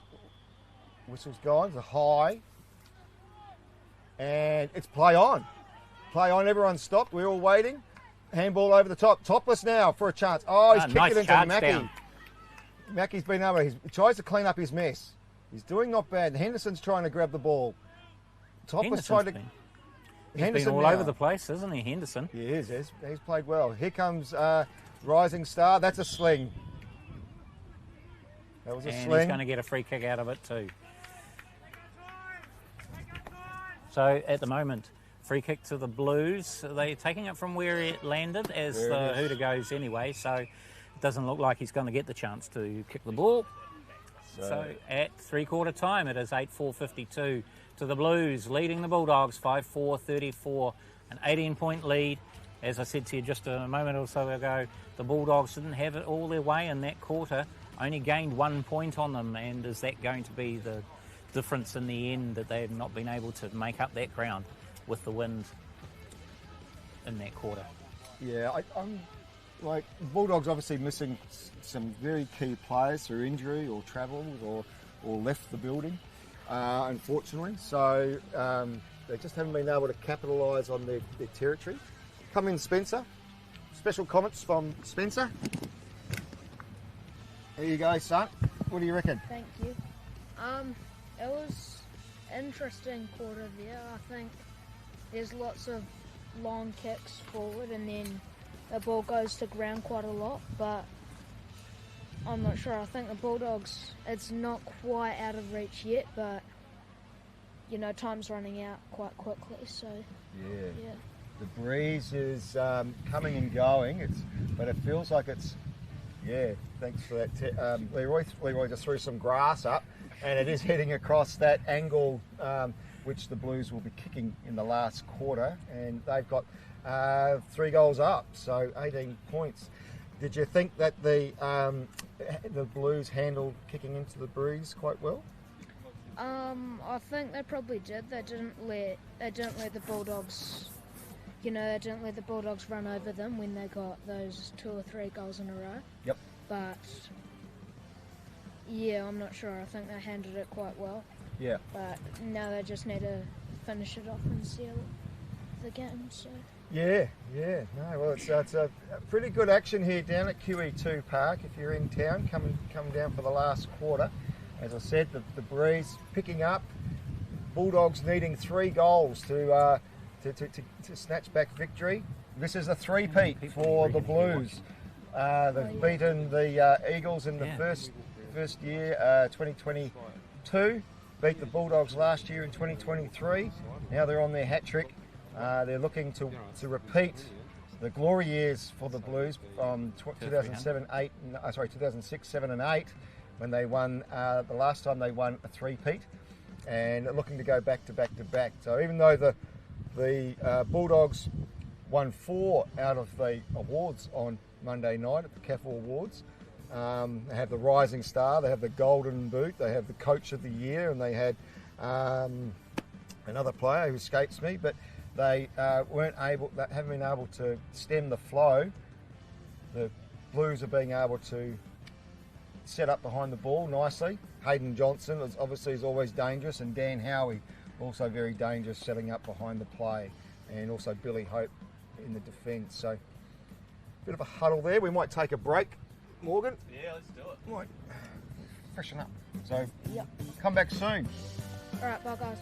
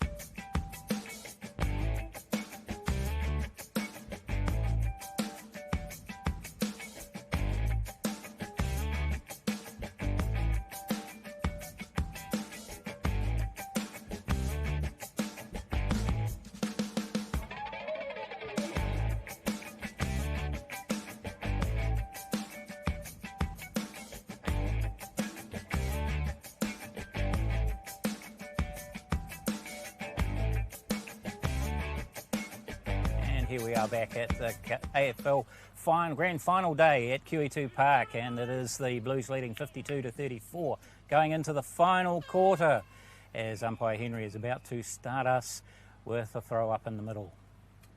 Henderson bounces the ball at the feet of Mackie, doesn't get far. Tunnel ball there for, and then Pennicott, he's in the middle. He's been thrown into the middle. Magnet's being thrown around by the coach Lachlan. Johnson tried to get a ball away there but wasn't able to. And what's the umpire's call there? Big whistle blow. He's not giving the ball back. He's not giving the... There he is now. Oren Seddon to take the ball from the middle. Now, you keep saying that. You better let listeners know who don't know that the reason that if you don't give the ball back, it's going to be a 50-metre penalty. Yeah, which we've seen. Oh, not for that free kick, but we have seen a couple of 50s. As the umpires at half-time explained, the ball goes high, and underneath it is Max. But Max can't quite hold it, but the Blues can. And number 19, Matt Little. No.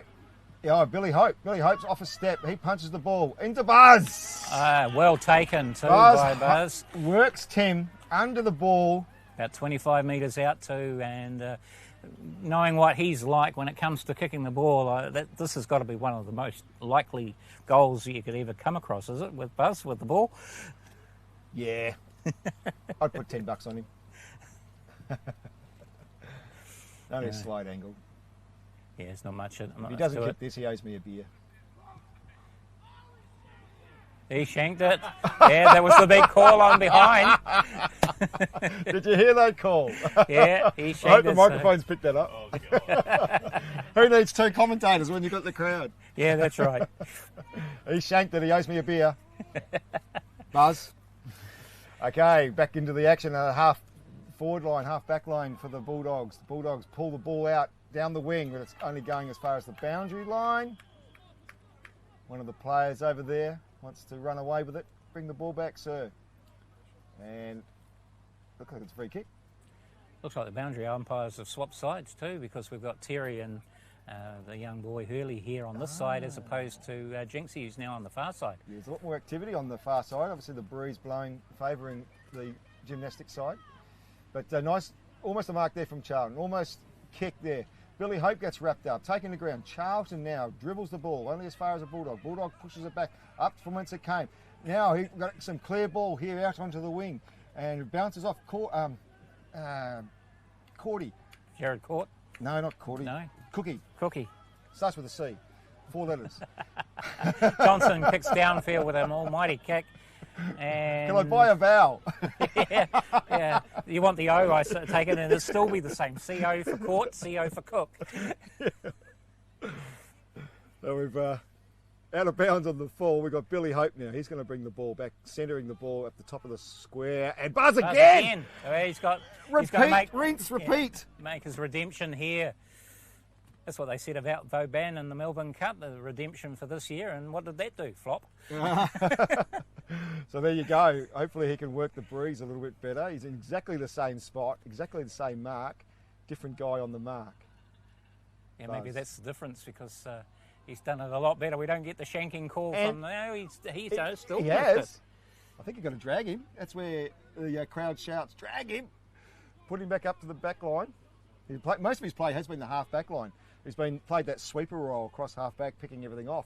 But they've pushed him forward, and the Blues are controlling the ball in their 50. The Bulldogs can't get it out, unfortunately. So Mattia now has pumped the ball really high. He's put his player under Ed Lawson now. I was going to say he's put him under pressure, but he has controlled that nicely. Oren now against Henderson. Leaves it to Benny. Oh. Benny can't quite pick it up. Henderson dives, but can't quite control. Punches the ball out. The Bulldogs are looking flat, I must say. Nick Bewley trying to get a hold of it. Charlton, he dives on the ball. He wants it. They're running around the ball like they're not wanting it. Oh, a lot of these players are not playing in the regular position either, which is another thing. I mean, You mentioned about Nick Bewley being over here. Now he's usually up in the forward line. Yep. Yeah, this is it. But, the ball's not even getting down there for them to be effective in the forward line. So maybe he has pushed his players up. But you can see the enthusiasm of that play right in front of us. They weren't going for the ball. The only one, Charlton, stepped in and went, give me the ball, I'll take it. They're bouncing around the ball. They're not wanting to put their bodies on the line. I think, we were talking about last year's grand final. The Blues are a bigger, heavier kind of a team. and the Bulldogs have to rely on their youth, their pace, and their nimbleness to get the ball wide. Well, this year the Bulldogs have been more dominant than the Blues. Last year the Blues were very dominant. Yes. And the Bulldogs are not playing like they have been throughout the rest of the season. No. Someone's got to get out there and pump up their tyres because they're very flat. Yeah, very, very good, very good. And the crowd goes wild. It's given me a smile. Just so long as it doesn't go through that cycle track that's been formed in the middle of the park. Yeah, here goes Benny. Eggs Benedict. Pumps the ball into the 50. He's got it over the top of everybody there. Yeah, here comes Billy Hope off a step on the right side of the boot. And a goal. Oh, that is a good goal, Billy Hope, and he likes it. He's riding buzz outside of the right boot. 9-6-60 to the Blues. Billy Hope, and another they are victory. now a 26-point lead over the Bulldogs. Ouch. Yes, ouch. That's going to hurt. And we've still probably got 12 minutes or so to go in this quarter, but that's a big gap, 4 goals they need. Well, I hope you enjoy that, Billy, that replay. That was good stuff. Out of a pack, right side of the boot. Henry now throws the ball high, Henderson and Soth, but Henderson gives the ball basically to Sauce. Sauce goes backwards, finds Matai. Oh, he gets dragged down. Charge down. Yeah, Matt Little. Again, the ball is being very hard to pick up over there. Blackler gets the ball. Henderson stands tall, pumps the ball only as far as Pennicutt. Who's another one who's normally up in the forwards. Yeah, he's been playing left, downfield and upfield this game. I think he got named at full forward, but then pushed back. So the Bulls with Jinxie, the Cougars president, throws the ball high. Henderson gets the tap, only as far as a Bulldog, who pumps the ball up. Bounce around rather awkwardly there for the Blues player, and and kicks it downfield. Charlton now pumps the ball up to DJ. Now, it's over the back. They kick very high and very long, those Charlton boys, both of them. They've got very good kicks on them. So deep in the forwards, Blues forward line. The throw in here by Jinxie. Mad Dog and Billy. Billy pops the ball over to Charlton. Charlton gives the fend. He gets wrapped up. He's fended it and he's dropped it and he's gone burger. And it's a free kick to Pennicutt, the captain of the looking for his options. It looks like he's going to. No, he's changed his mind. He was going to go this side, but he's gone the far side. Gone where a lot of players are, and the bounce of the ball goes in favour of the Bulldogs, although they did drop it. Topless, off a step, pumps the ball to the half-forward line, finds his teammate over there on the far side. He's going to get the ball out into the pocket, and there's a player, juggling mark as he falls backwards. He's got it too. Everyone's arguing that he actually had the ball. I think that's Tim. Tim's come from the back line, Tim Thorne, Tattoo Tim. Yes. He comes from Melbourne, so he knows a thing or two around the big sticks. Let's see if this is a game changer. He just needs to score this into the wind. Well, that's what the Bulldogs need. They need something different from their players. It's got the distance. It looks good. 2 sticks, 2 fingers. 2-finger salute from the umpire. So we got 9-6 to 6-4. So that is a lead by the Blues. They are 60 points to 40. 20 points is the margin. Yeah. Still, the Bulldogs need another 3 just to get within range. 4 to take the lead. It's a big ask for them. Halfway. How long to go? 11. 11 to go. So halfway through, Tim Thorne thrown into the forward line. Started off as full back. So Lachlan, here goes Charlton. Charlton pumps the ball only into the pocket. Yeah, Lachlan obviously throwing the magnets around, a little bit desperate to make things happen for his Doggies team. Doggies haven't won a flag since 2018. Yeah, that sounds about right. Is that right? Yeah, because it was the Eagles for a few years and then in the Blues for the last 2. I'll probably be corrected. Leave your comments here. My phone's buzzing. But that's not bad for a new club who only got their first win in 2009. First flag, yeah. And you know what it was, Leroy? What? Youth. So I was Lachlan and I in the Bulldogs back in 2008. We went to the ARA and we went to a lot of universities and we employed a lot of, well not employed, we chose a lot of youth players. The other teams will be asking how much you paid them. And the Bulldogs were dominant for the next 10 years. And it was all youth. So Topless tries to get, Harpy's done well by himself. He's been able to get the ball, pump the ball down into long grass. Topless couldn't quite get rid of him. Larissy now, he tries this step. He steps DJ, but he still gets his kick back up to Harpy, and Nick Bewley comes in with a sliding fullback mark on the half forward line, on the wing. He's a long way from home. There's not much action happening in the forward line, but he goes up to Oren. Oren is easily taken care of by the New Zealand's fullback, and he just takes his time, works his way out of traffic, pumps the ball up to the half forward line, does Dan Benny. Benny over the top to Howie. Howie now on the burst. He's making Jack's work hard for him. But here comes Billy Hope with his second goal. Not quite. No, it's Dan Howie. He hasn't taken a mark. He's taken it through for a point. He hasn't taken a mark. It's a point. Yeah, it should be a point, yes. Yeah, it wasn't 10. He went it through wasn't the 10. goal. It's a point. So, yep. Everyone comes to the same party now. yeah, eventually. So another point to the Blues, 61-40. Jack Pennicutt out from the full back, pumps the ball 60 metres. Charlton in the way. Charlton now bumps the ball back into the hot spot. And Larissy tries to control it. Can't quite get onto it. Tierra can't. Oh, is that Billy Hope again out of the pack? Yeah, just no, that was DJ.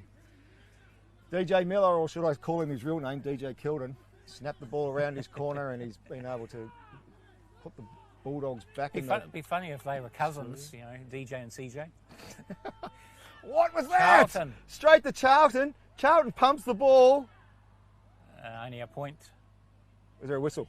No, it's a point. 1 point. So, look, they're ruining their perfect start of 6 goals zip. Now they're 9 goals 9. What's going on? They're getting a bit. They're edging towards that 4-goal lead again. So,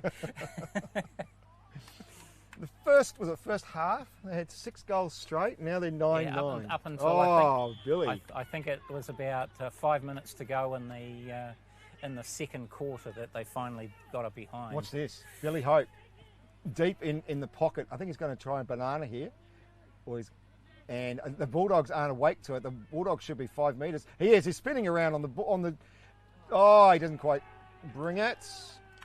He does bring it. Yeah, it's been called. So that was the very replay well on that done. one, Donna. 10-9-69. Well done there for. All right. For another goal there for the Blues to take their lead out to 29 points. And with how many minutes to go there, Morgan? 6 minutes and 50 seconds. Just under 7 minutes to go in the match. So that means that the Bulldogs have got a lot of work to do. In 7 minutes, they've got to get 5 goals if they're going to take this. Can they do it? Into the breeze too. Jeebers. Don't know about that. That was a great goal there from Billy Hope round the corner. Nice J curve. Mackie now out of the centre, pumps the ball into the 50 over Pennicutt's head, and it's going to dribble away to the pockets. No, it's going to bounce up for Hope. Hope punches the ball back over the top. He finds his Mad Dog. Mad, surnamed Dog, is able to get the ball up to the wing, and the ball gets pumped back only as far as Henry.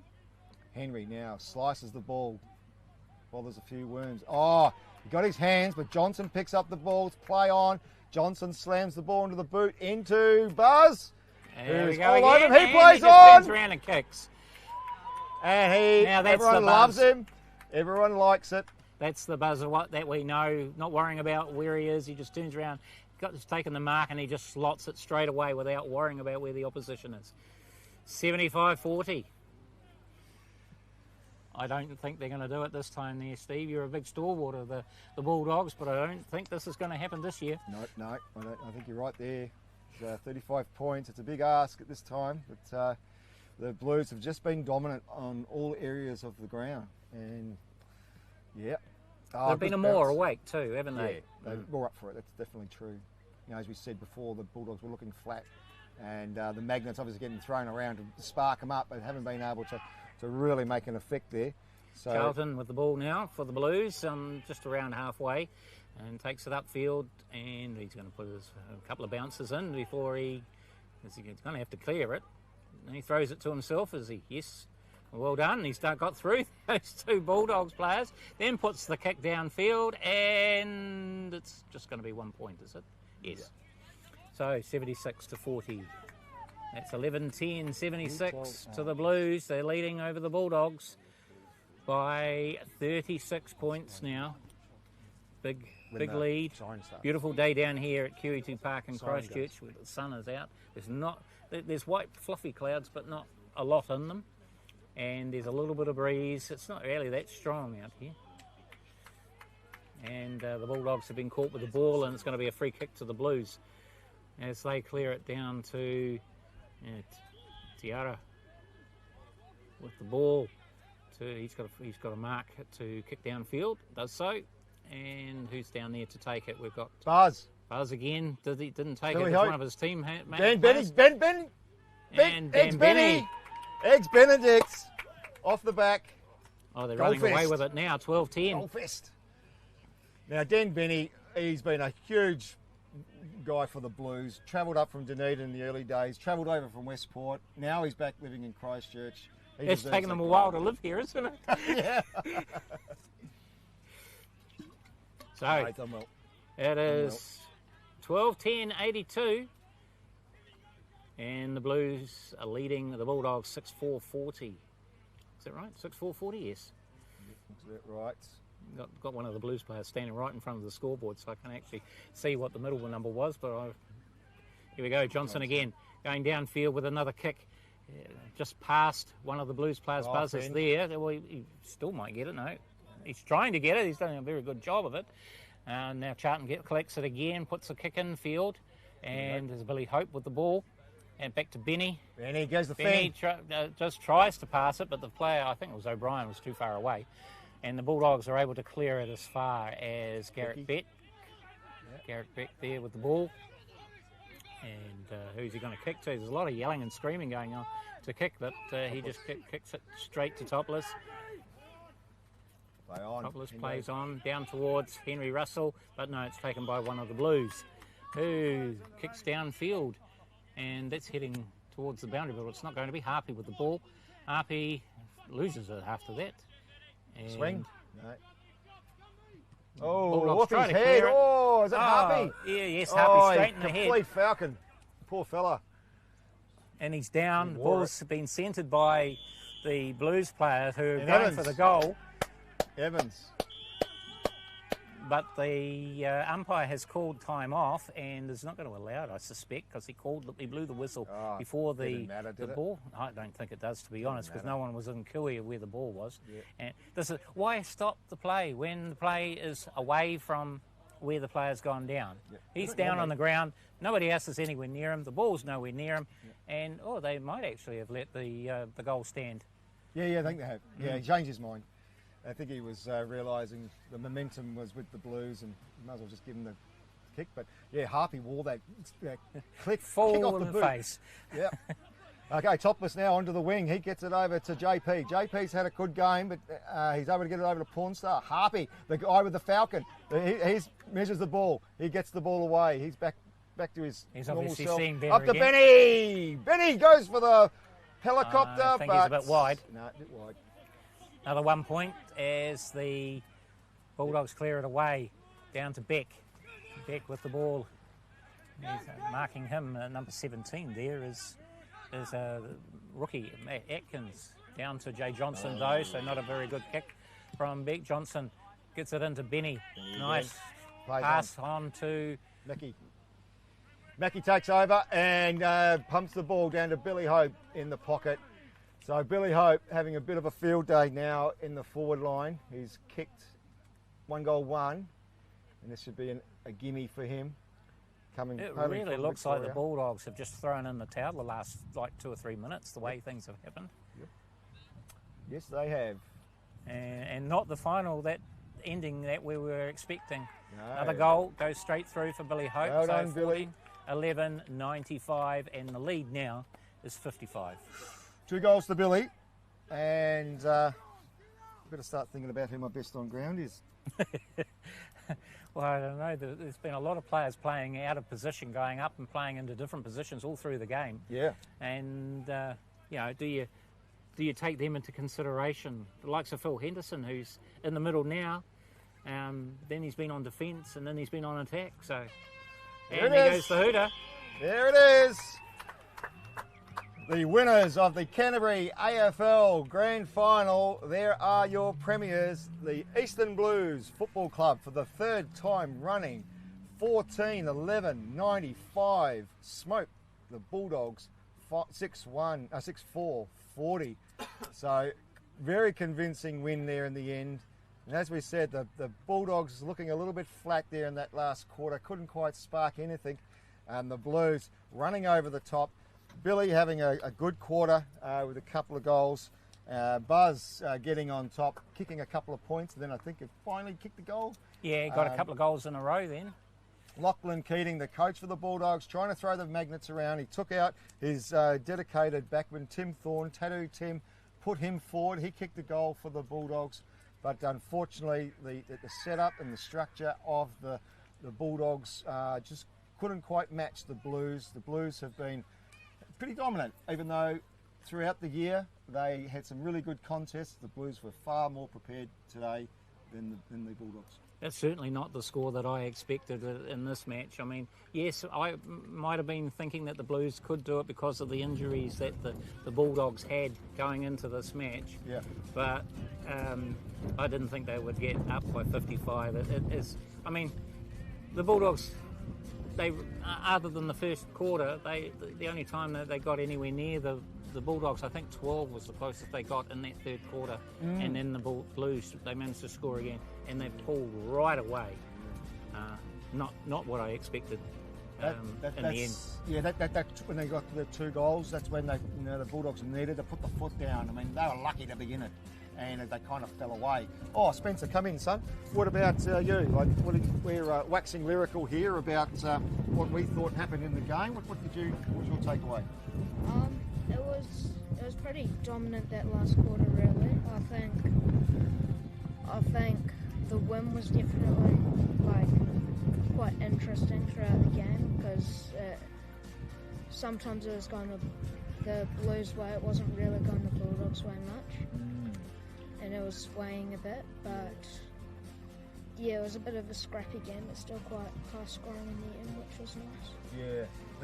Actually, the wind did drop a bit in that third quarter when the Bulldogs had it, so it's unfortunate that they weren't able to have the advantage of the breeze.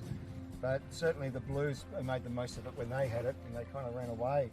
So, if you were, would you know any of the players? Would you have given a 3-2-1 or? I don't know.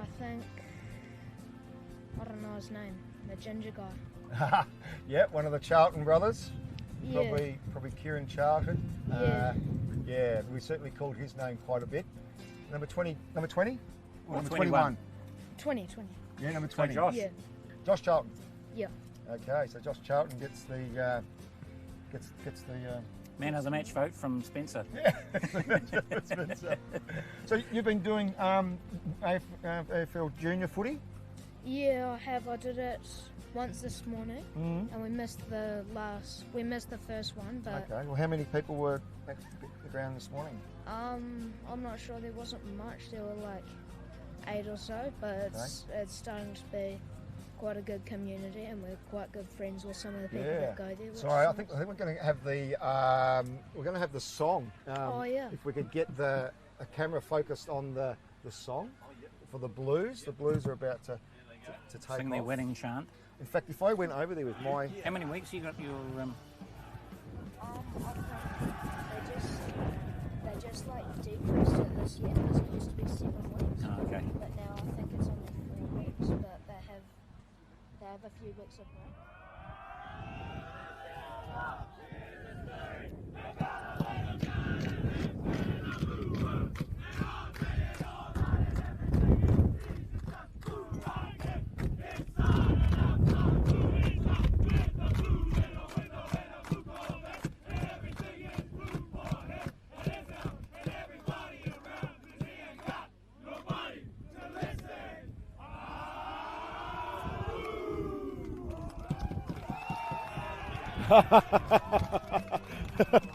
Josh Charlton does a backflip. Oh, you caught that? Josh Charlton did a backflip. Well, that's excellent work. Let's see if we can get someone here. Okay, if I can get a camera on me, the coach is gonna come over. And what's your son's name? Miller!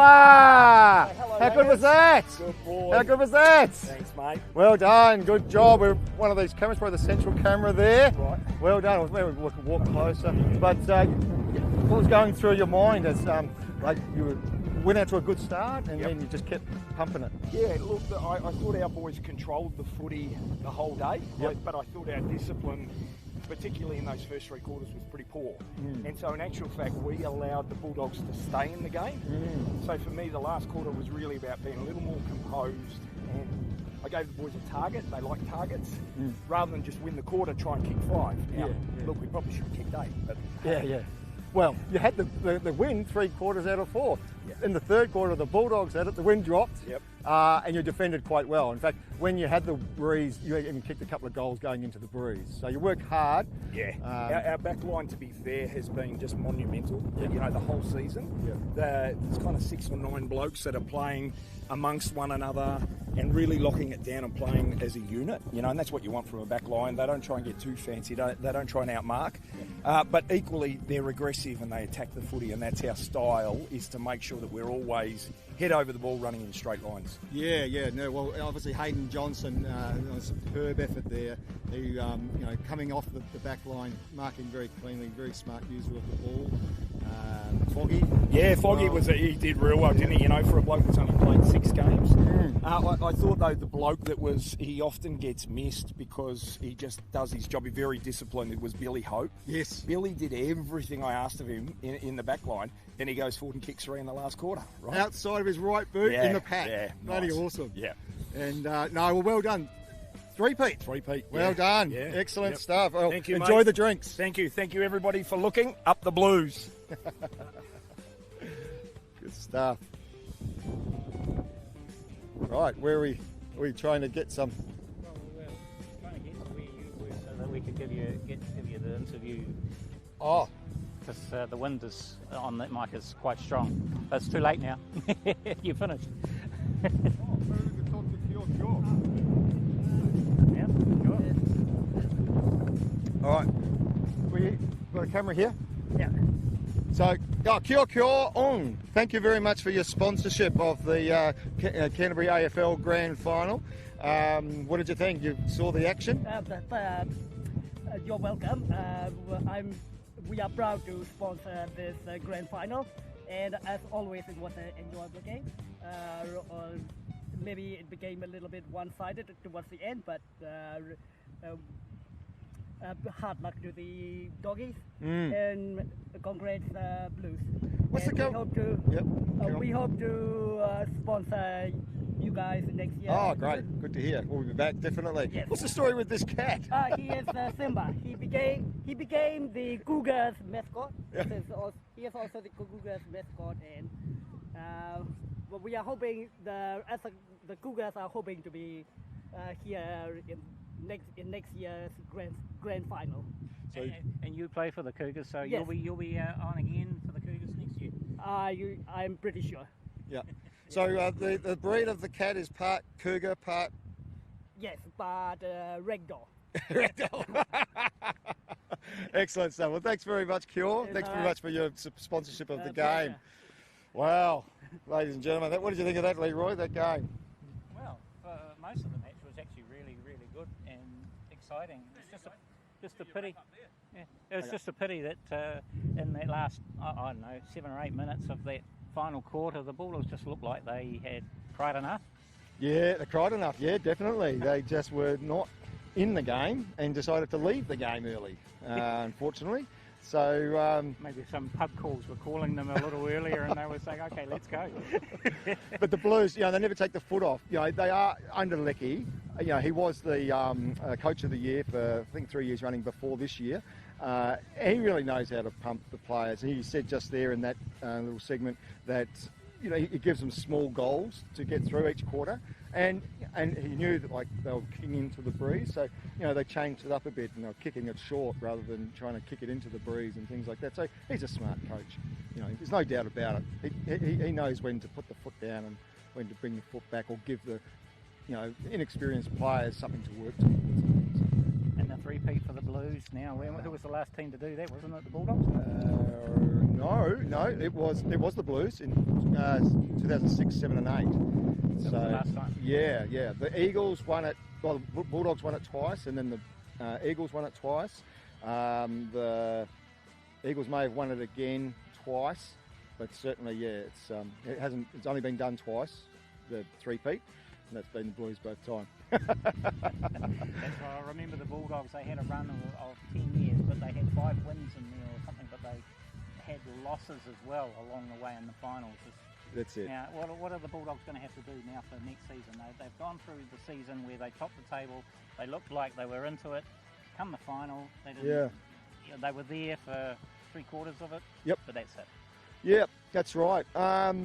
They've got a great team. They've got youth on their side. They've got. They have lost Tim Terpstra, their coach. Hopefully, Lachlan Keating steps up as their coach. He's a smart cookie.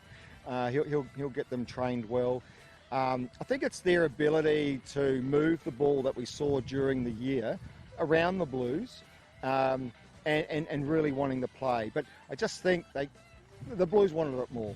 I think there was a passage of play where we commented they weren't picking the ball up. The ball was there to be picked up. The only one who went in for it was Charlton, busted through all of them, and I think it went through the hands of about 4 Bulldogs players that just were not that aggressive for the ball. You've just got to be aggressive. And these older chaps, the Blues, they're all, average age of around 35 or something, We've got 44-year-old players. We've got 3 over 40s. We've got a lot in their 30s. They just know how to play footy. They know how to get down amongst in the trenches, muck in and find the ball and get the ball out. And then you've got your superstars, Hayden Johnson and Josh Mackey and Dan Howie and, these guys who, there's a few that fly in, fly out for the Blues, no doubt about it, but they have brilliant talent, and it's always the bottom 6. If your bottom 6 is average, that's okay. But if your bottom 6 is crap, it's pretty hard to maintain pressure in the game. So, and that's the difference between these 2 teams and the other 2 teams in the competition this year too. The Cougars and the Eagles just didn't seem to be up to these 2 teams. So we've had the final that we expected, and we had the final that they deserve to be there, both teams. Oh, totally. Yeah. I'm really hopeful that the Eagles and the Cougars are a lot more competitive next year. But certainly it's going to be these 2 that are still going to set the benchmark for next year. So I think we might call it a wrap, and we've got some awards probably to go to. If we're going to do a camera thing over there. Yeah. Anyway, thanks Leroy. We're still on. Thanks Leroy for your great commentary. Steve. Well done. And thank you to you. You of course the lead commentator. Was always good to sit alongside when you know the players very well. Yeah, we've been waxing lyrical now for all season. Also thanks to Evil Streams. Amazing job, Morgan. Well done. Yep, awesome. Also thanks to our cameraman in over there. Those guys do a fantastic job for us. Thank you very much, and the other lads. So we're going to maybe grab a camera. We'll go over to the awards, which are happening over in front of the scoreboard very soon. Yes.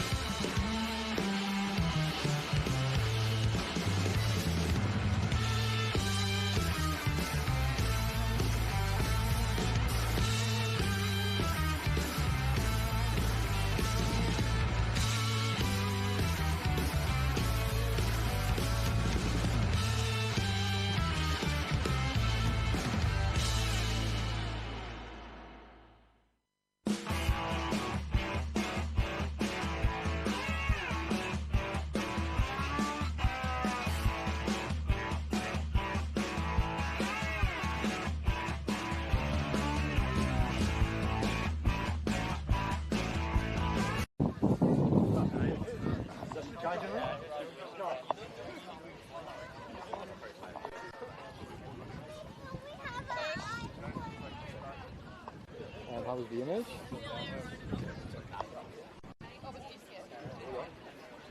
Okay, maybe we might. Tell me when I'm live. I'll get someone.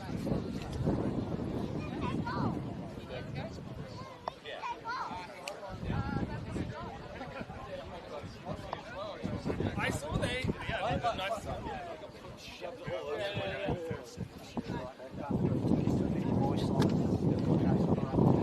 Okay, we're here live with Jack Pennickett, president of the Christchurch Bulldogs.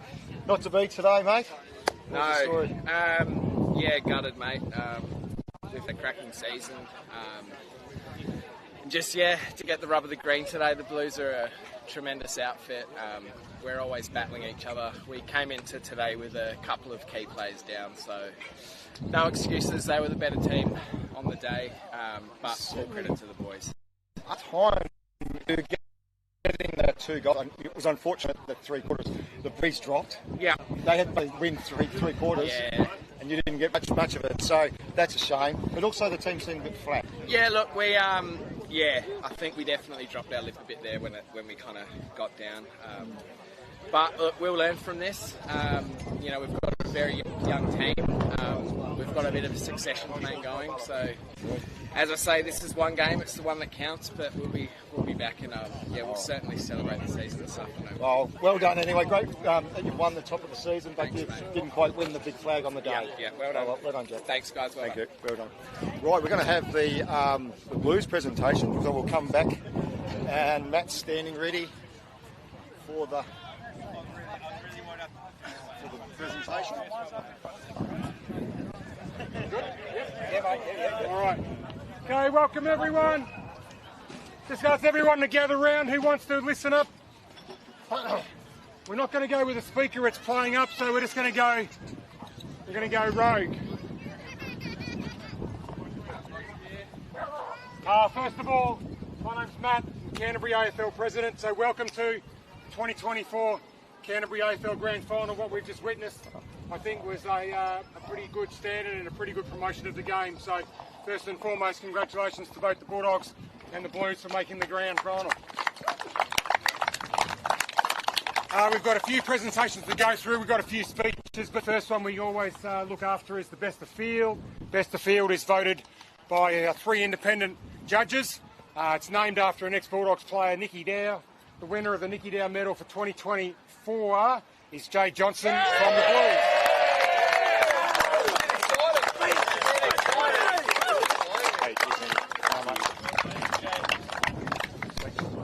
Yeah, firstly, thanks to the Bulldogs. Hey, real tough game out there.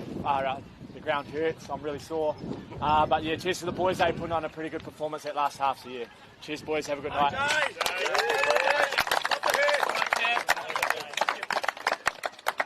All right, let's make a couple of acknowledgements, if I may, for the umpires, Terry, Henry on the field, Jinx, Adam Clark, and also our young fella, Xavier, if he is. He's over there, looks like he's getting a feed, he probably deserves it. So we're a bit short today, so well done, thank you. The goal umpires, Andy Howson, Brian Higgins, thank you very much. The scoreboard attendant, Liz Van Alphen. At this stage, I'd like to call up Henry Russell, captain of the Bulldogs, to say a few words. Well done, Henry.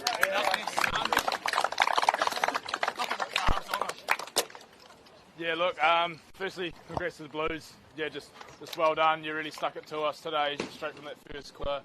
And, you know, we were coming into this, knew it was going to be tough, hard ground, big bodies, big shoulders, all that kind of stuff. But, yeah, no, just well done. Yeah, Albies, heads up, you know, 2 years in a row we've been in this spot, you know, but it's just how it is. It's how we keep growing, we keep moving forward. You know, like, we didn't do a lot wrong today, yeah? Just think of that, we just didn't do a lot wrong. Okay, we got plenty more to work on and stuff like that to get more right, yeah? Cool, thanks to the umpires. Yeah, again, we can't do this game without you guys. And we've got to thank our coaches, our ring-in coach today, Lachlan Keating, thanks for filling in. But our head coach, Tim Terpstra, yeah, we wouldn't have been here without him, so thanks, Tim. Thanks to our sponsors, Prosper, O'Shea's, Sterling Sports. Do we have anybody else? Yeah. But yeah, thanks a lot. Thanks again to the Blues. Congrats. And yeah, cheers. Before I ask the Blues captain to come up and say a few words, just want to acknowledge we've got about 8 boys going to Australia next Sunday with the New Zealand national men's team, and we've got how many girls going? Quickly, anyone? 5, I think. 5 girls going, so I want to wish you all the best for that. Both teams have got players going, so boys, go well and represent the country well. Captain of the Blues, Jay, before we move on, come up and say a few words, please.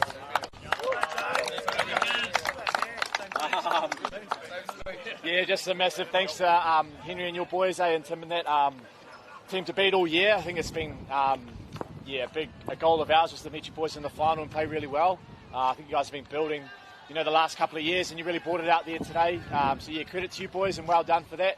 To our boys, I think the last 5 years kind of speaks for itself. So 5 grand finals, 3 wins is pretty massive to the effort they put around the club. So yeah, can't thank you enough. Can't say I'm proud enough, and yeah, just real proud of the club we're at. So yeah, cheers boys, and thanks to the Bulldogs. Pretty unreal. Thank you.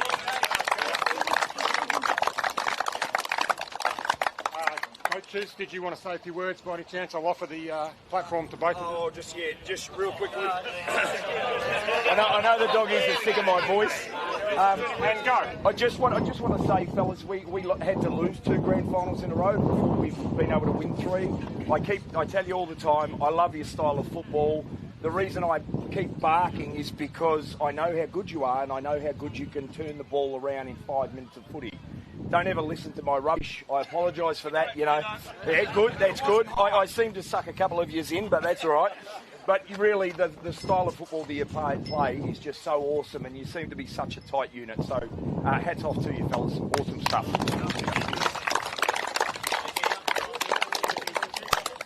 Yes, Henry, I'm just a ring. I just came down to help out and moved a few magnets around. But yeah, to the Blues, yeah, you've been the benchmark for probably 20 out of the last 25 years, and yeah, everyone seems to be chasing you guys. But I think just today you're probably just a bit too big, too fast, too strong, and too good. But as Henry said, I don't think we got a lot wrong, but you guys got everything right. So well done to you guys and well done to Mackie.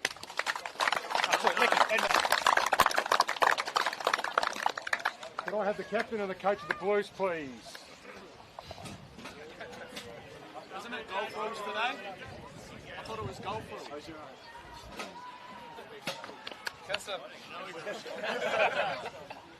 On behalf of the committee and the Canterbury AFL, I present the trophy to the Blues.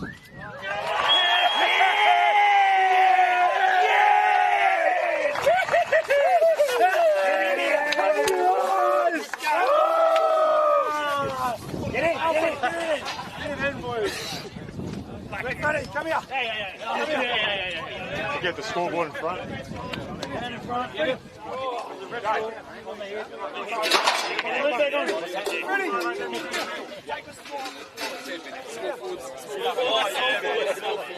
that score in there, boys. Get that score in there. Yeah, get rid of small forwards. Sit on there. Angle it. All right, guys, look at me. Go, boys. Look at Matty. 3, 2, 1, come on. Up the goal!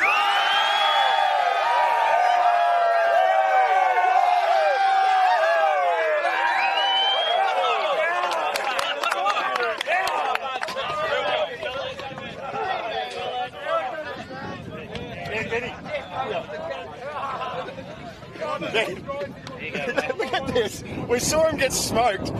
His head hit the dirt first. His shoulder. He's pretty sore, mate. Oh, pretty sore. Yeah. Poor bugger. Did you hit the bike track? I'm not sure, but I've had two separate people say I did the scorpion when I hit the ground. So you did. It's on tape. Oh, good. And a big cloud of dust. I look forward to seeing it. Mate. Yeah. Well done. You obviously mate. did a lot of travel over the years. Dunedin, Westport. Now you're back in Christchurch. Yep. I'm now living in Christchurch, so it's good to be based here. And you're also, you've gone through the tough years with the Blues, where you maybe only had 14 on the paddock, and now you're, on a three-peat. I thought I might not have made the 24 today. We've got that many good players. Yes. Yeah, it's a good problem to have. We had some really good players not play today. Yeah. Just because we had 30 available. Yeah. That's a shame, but yeah, no, we're stoked. We're stoked. 3 in a row is bloody awesome. Yeah. You're probably going to go close to, Pip. Mick Atkins as the sexiest Blue on the paddock with these scars. I'm sure you'll get plenty of notice down at the pub. Thanks, You're going mate. back to one I'll of the... make sure there's plenty of photos, eh? Yeah. You're going to a watering hole tonight? I'd say so, mate. I'd say so. Yep. Going to go have a cold shower. Yes. Yeah, and then on to Leaky's house. Go for a dip in the ocean and get some salt water into those wounds. Not a bad idea, mate. Cool. Good on you, Dan. Thanks a lot. Good job. Cheers, well mate. done. So we go and interview some other likely, unlikely characters. Oh.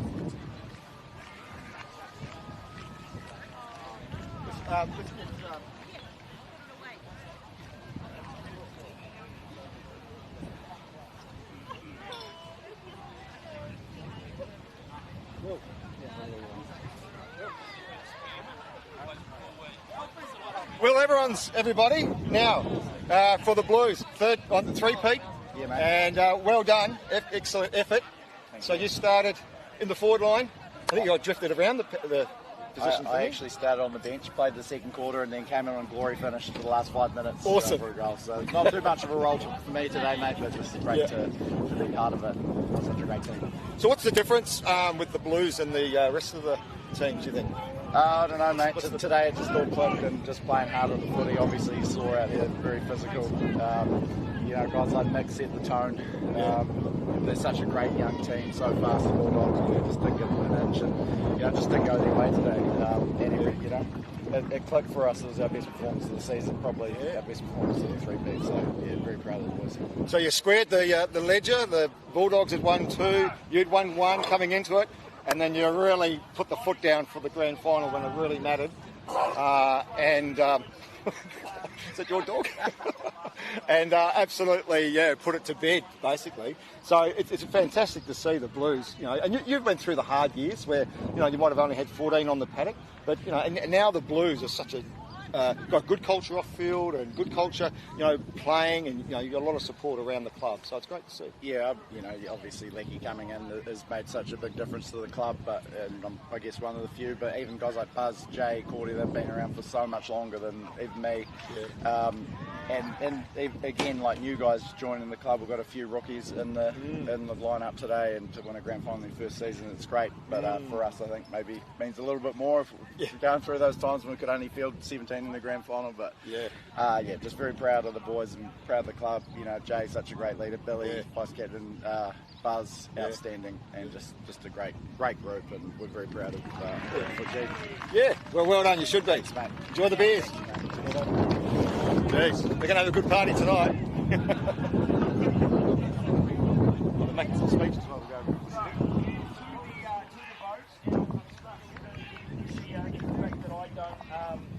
I don't do the votes. I asked somebody to do the votes. There they are. Righto. Yep. So our first voucher, our big ruckman who ran, Philly boy.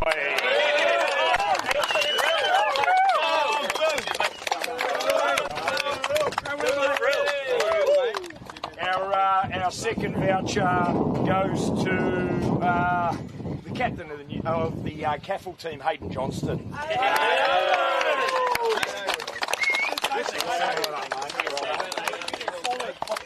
Right, we're going up the votes here in the fella's opinion.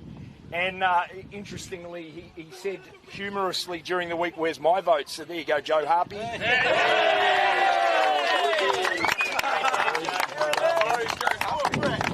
Right, and into our bigger awards. So you get a bog voucher and you get an OGH voucher. You get a pair of bluey socks, second best on ground, and you get a limited edition navy blue. Right, it's you know, Kmart's my best friend. Where did I lose that piece of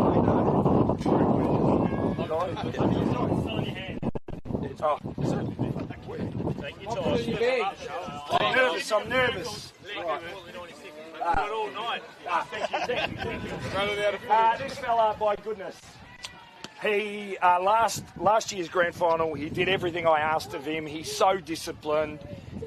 He takes on board what you want him to do. He plays a coach's style of football, and that is our vice captain, Billy.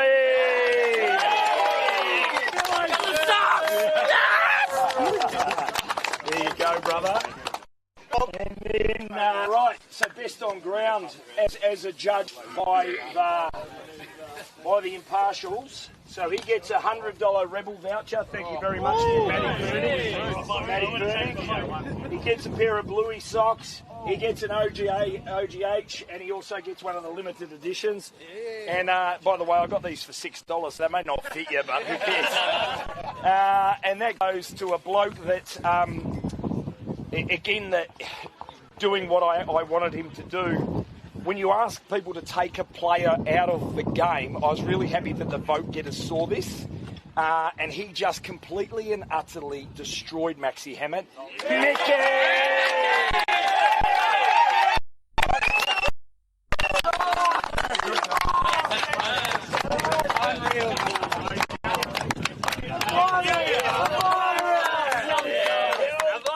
So, look, we've got plenty of drinks. There should be some ciders, there's champagne, there's soft drink, there's beer. So please make sure all the supporters get, you know, the people that do a great job for us. Go, mate. One person we're forgetting is the head coach. But,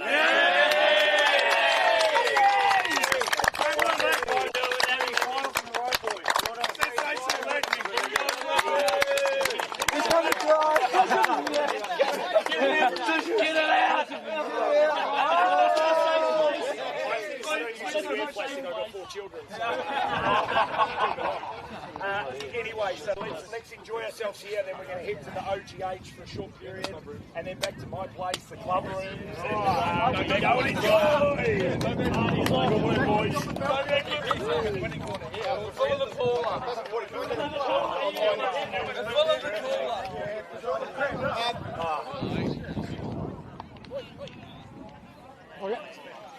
So one last interview. Totally. Okay, so we're here with the two OG Blues from way back. You've played for the Blues since 2001. 20th year. 20th year, and this is the second time you've had a three-peat. That's correct. So, and I was trying to remember, the Blues are the only ones who have done that. Yeah, we're checking on the week during the week with QEII. We're just double checking. We are the only team that's gone one three-peat and now two three-peats. So it's a special thing, as you know, Steve. Yeah, that's huge. That's huge. So, and during the year, we had 2 wins from the Bulldogs, and then and you beat them in the middle round. But you come out today, you had a different attitude. Like they were in the previous games, they pushed the ball around you and stuff. But you guys, you obviously teamed up on some key players and shut them down. Yeah, I think the talk with this week with Lecky and the senior guys in the group was we had to step up the senior guys and start playing the smarts. And I think today we kind of had periods where they played their game, but we scrambled quite well, I thought, and we just outsmarted them today, Steve. And I think that was evident in Henry's speeches. They didn't play bad. I think we just played better today, and that was shown all around the ground. It was 6 goals straight. I've never seen that in CAFL ever. Yeah, exactly. 6 goals straight. Yeah, so I was quite disappointed when someone scored. No, and we've been building on it, and they are the team to beat. But yeah, look, I feel sorry for them. They go through as minor premiers and lose the finals. Not ideal. It's happened to me before, but I'm just super proud of the guys since pretty much the start, as you know, and Cordy is taken over the presidency, which is good. So the guys we've got a great group of guys. So Cordy, last year you surprised the Bulldogs. You went from full-back to centre-half forward, kicked 3 goals in that third quarter last year. Yep. But now you started full forward. Started the forward, yeah. Yep. And how did you see it panning out?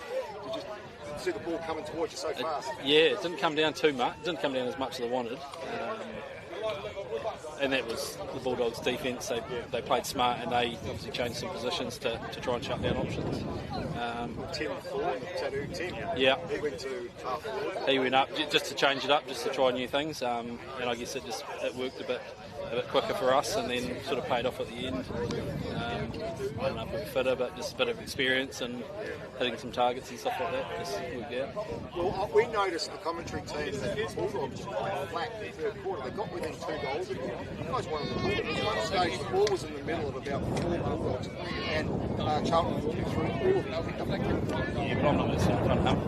I don't think many people do want to, so I'm kind of glad I'm wearing blue when it comes through. But yeah, I think in that position is we discussed it midweek at training, is we just needed to put our head over the footy. As you know, finals footy is very different, and experience is a massive positive for you. So the more guys that have played footy and finals footy, we just got to put our head over the footy, and we've got those guys that are intimidating, yes, and that's to our benefit. But as you said, that third quarter, I was sort of waiting for the Bulldogs to come back, and they sort of never did. And we're still getting tuned up at 3/4 time, mate. We've got a massive tune up at 3/4 time, and put the foot down, pretty much. And I was expecting sort of that fourth quarter to be a little bit tighter, but then 2 or 3 goals in that fourth quarter sort of flooded the gates open.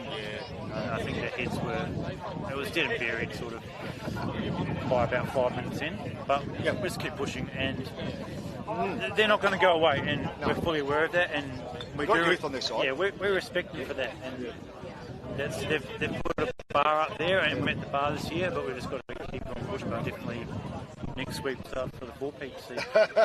We'll make it a first. And you guys coming back? I am definitely. Yeah. Amanda's okay with that? Yeah, I'm trying to make 250 games. Good. How far you got to go? Another 30 games. Oh, geez, 3 years. We'll see how we Cordy, go. you're back? Yeah, back. Good man. Oh, fantastic work, fellas. Thank you. Well done, James Bowden and Jared Court, one of the OGs, over 20 years for the Blues. Well done, boys. Well done. All right, well, that's a big wrap. That's a huge day for Canterbury AFL, as we saw there.